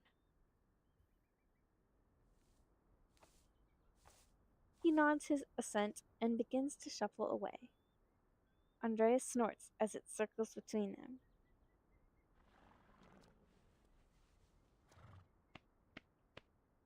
Meryl pats the horse's cheek.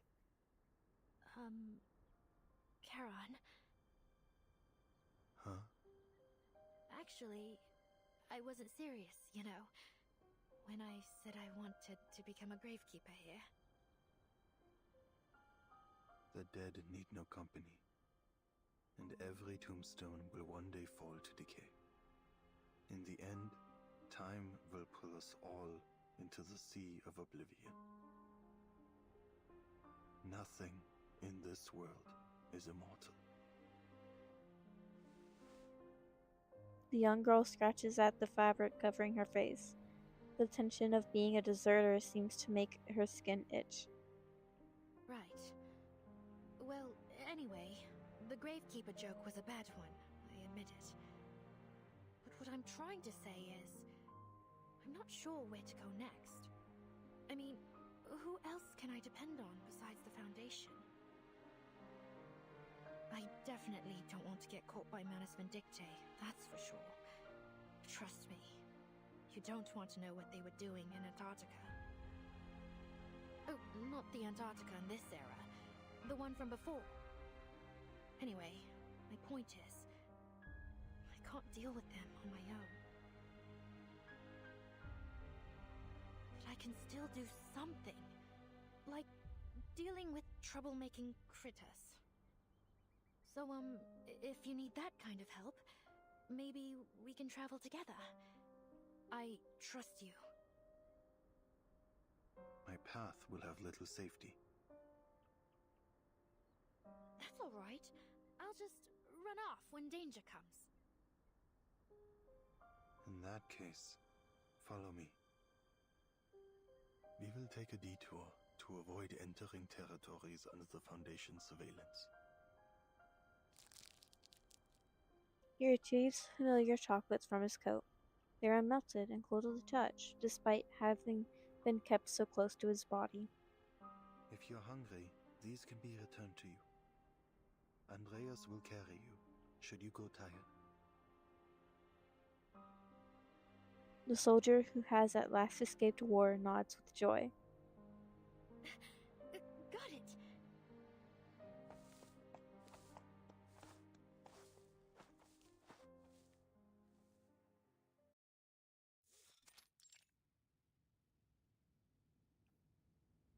The revision to the Storm Reformation Act has been added to the agenda, and the committee will soon begin the next round of discussion.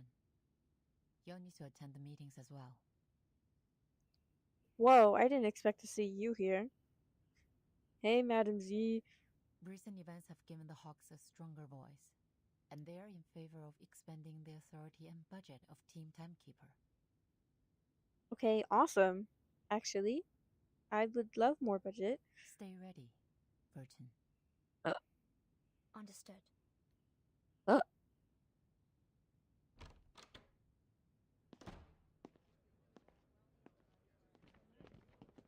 I'm actually me again.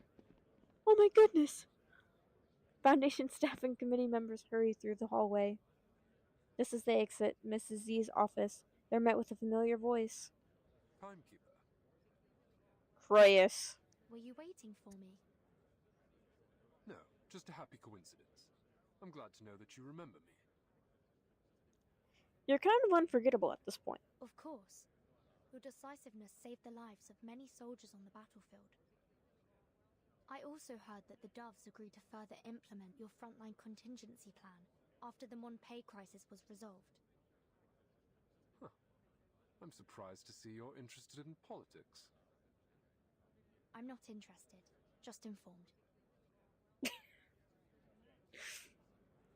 Relatable. Relatable as frick. Creyus pushes aside the topic without comment. I've been wanting to speak with you since our last meeting was cut short, but this certainly isn't the place for a proper conversation either. Contact me if you're interested. I have some very valuable information for you, I'm sure, both about the Foundation and about Erd. Erd? Not the music picking up right after.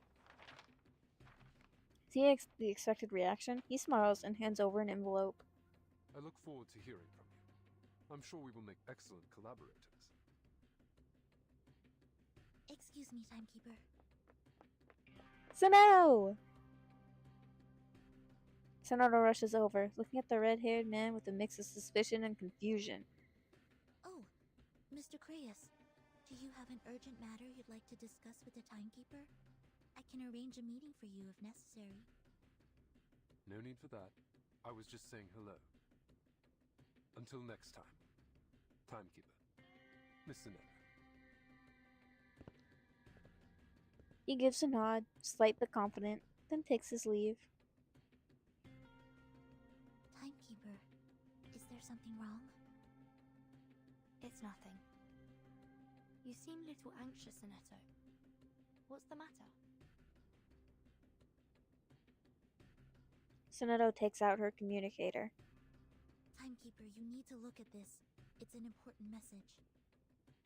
Sent from Lilia? Lilia? I've been on a mission on the Eastern Front, under the direct orders of Admiral Som.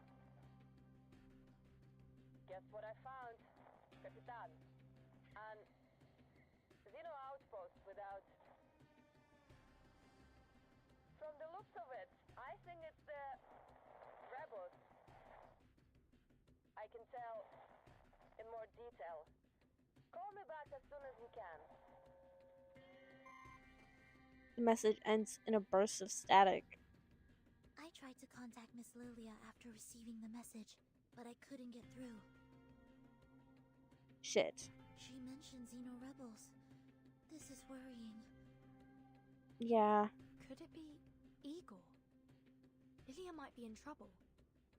Sinetto, I think we'd better pay another visit to Madame Z. Yeah. That fade was slow. Are we done? What? The chapter ends there?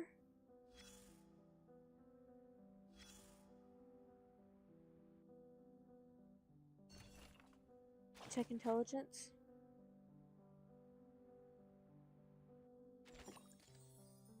Okay, well that was nothing. What is this? Sorry, but I think there will be little more to see here. Next time, I would well, that is all.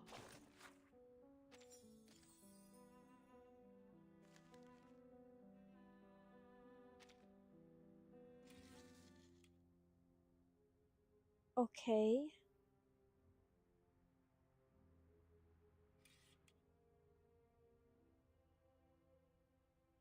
I can't believe that's it. I mean, we can do this, but...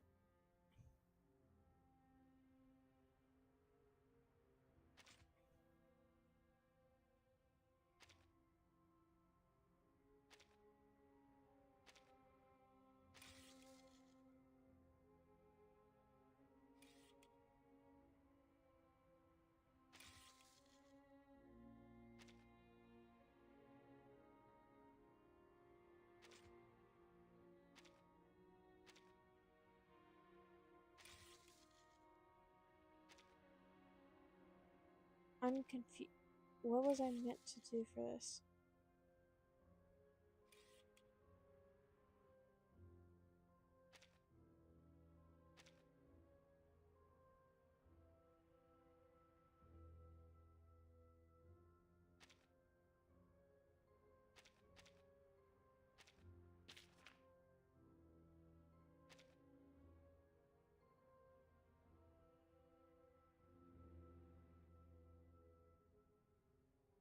Okay.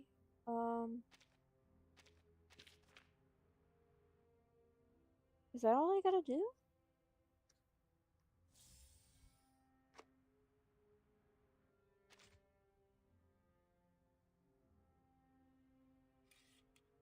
I guess so.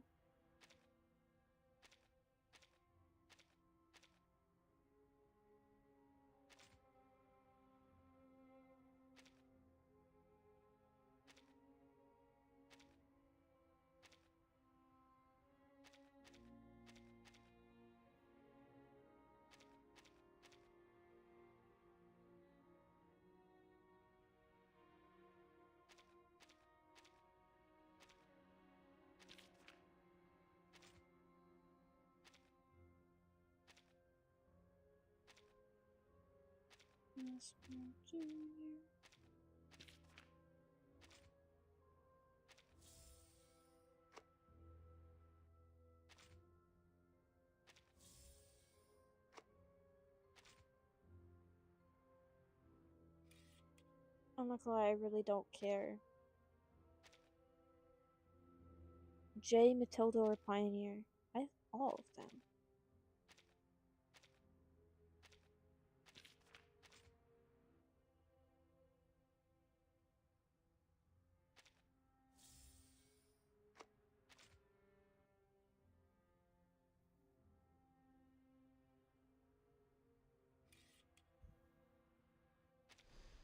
Okay. This isn't important. Standing on an observatory platform, I see the cold, dry wind.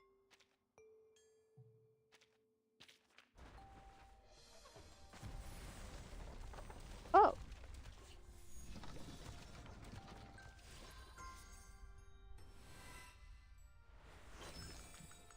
Hola, kid. It's me, Duncan, your old friend. You know what? I'm completely chill with that. I'm chill with ending on Mr. Duncan.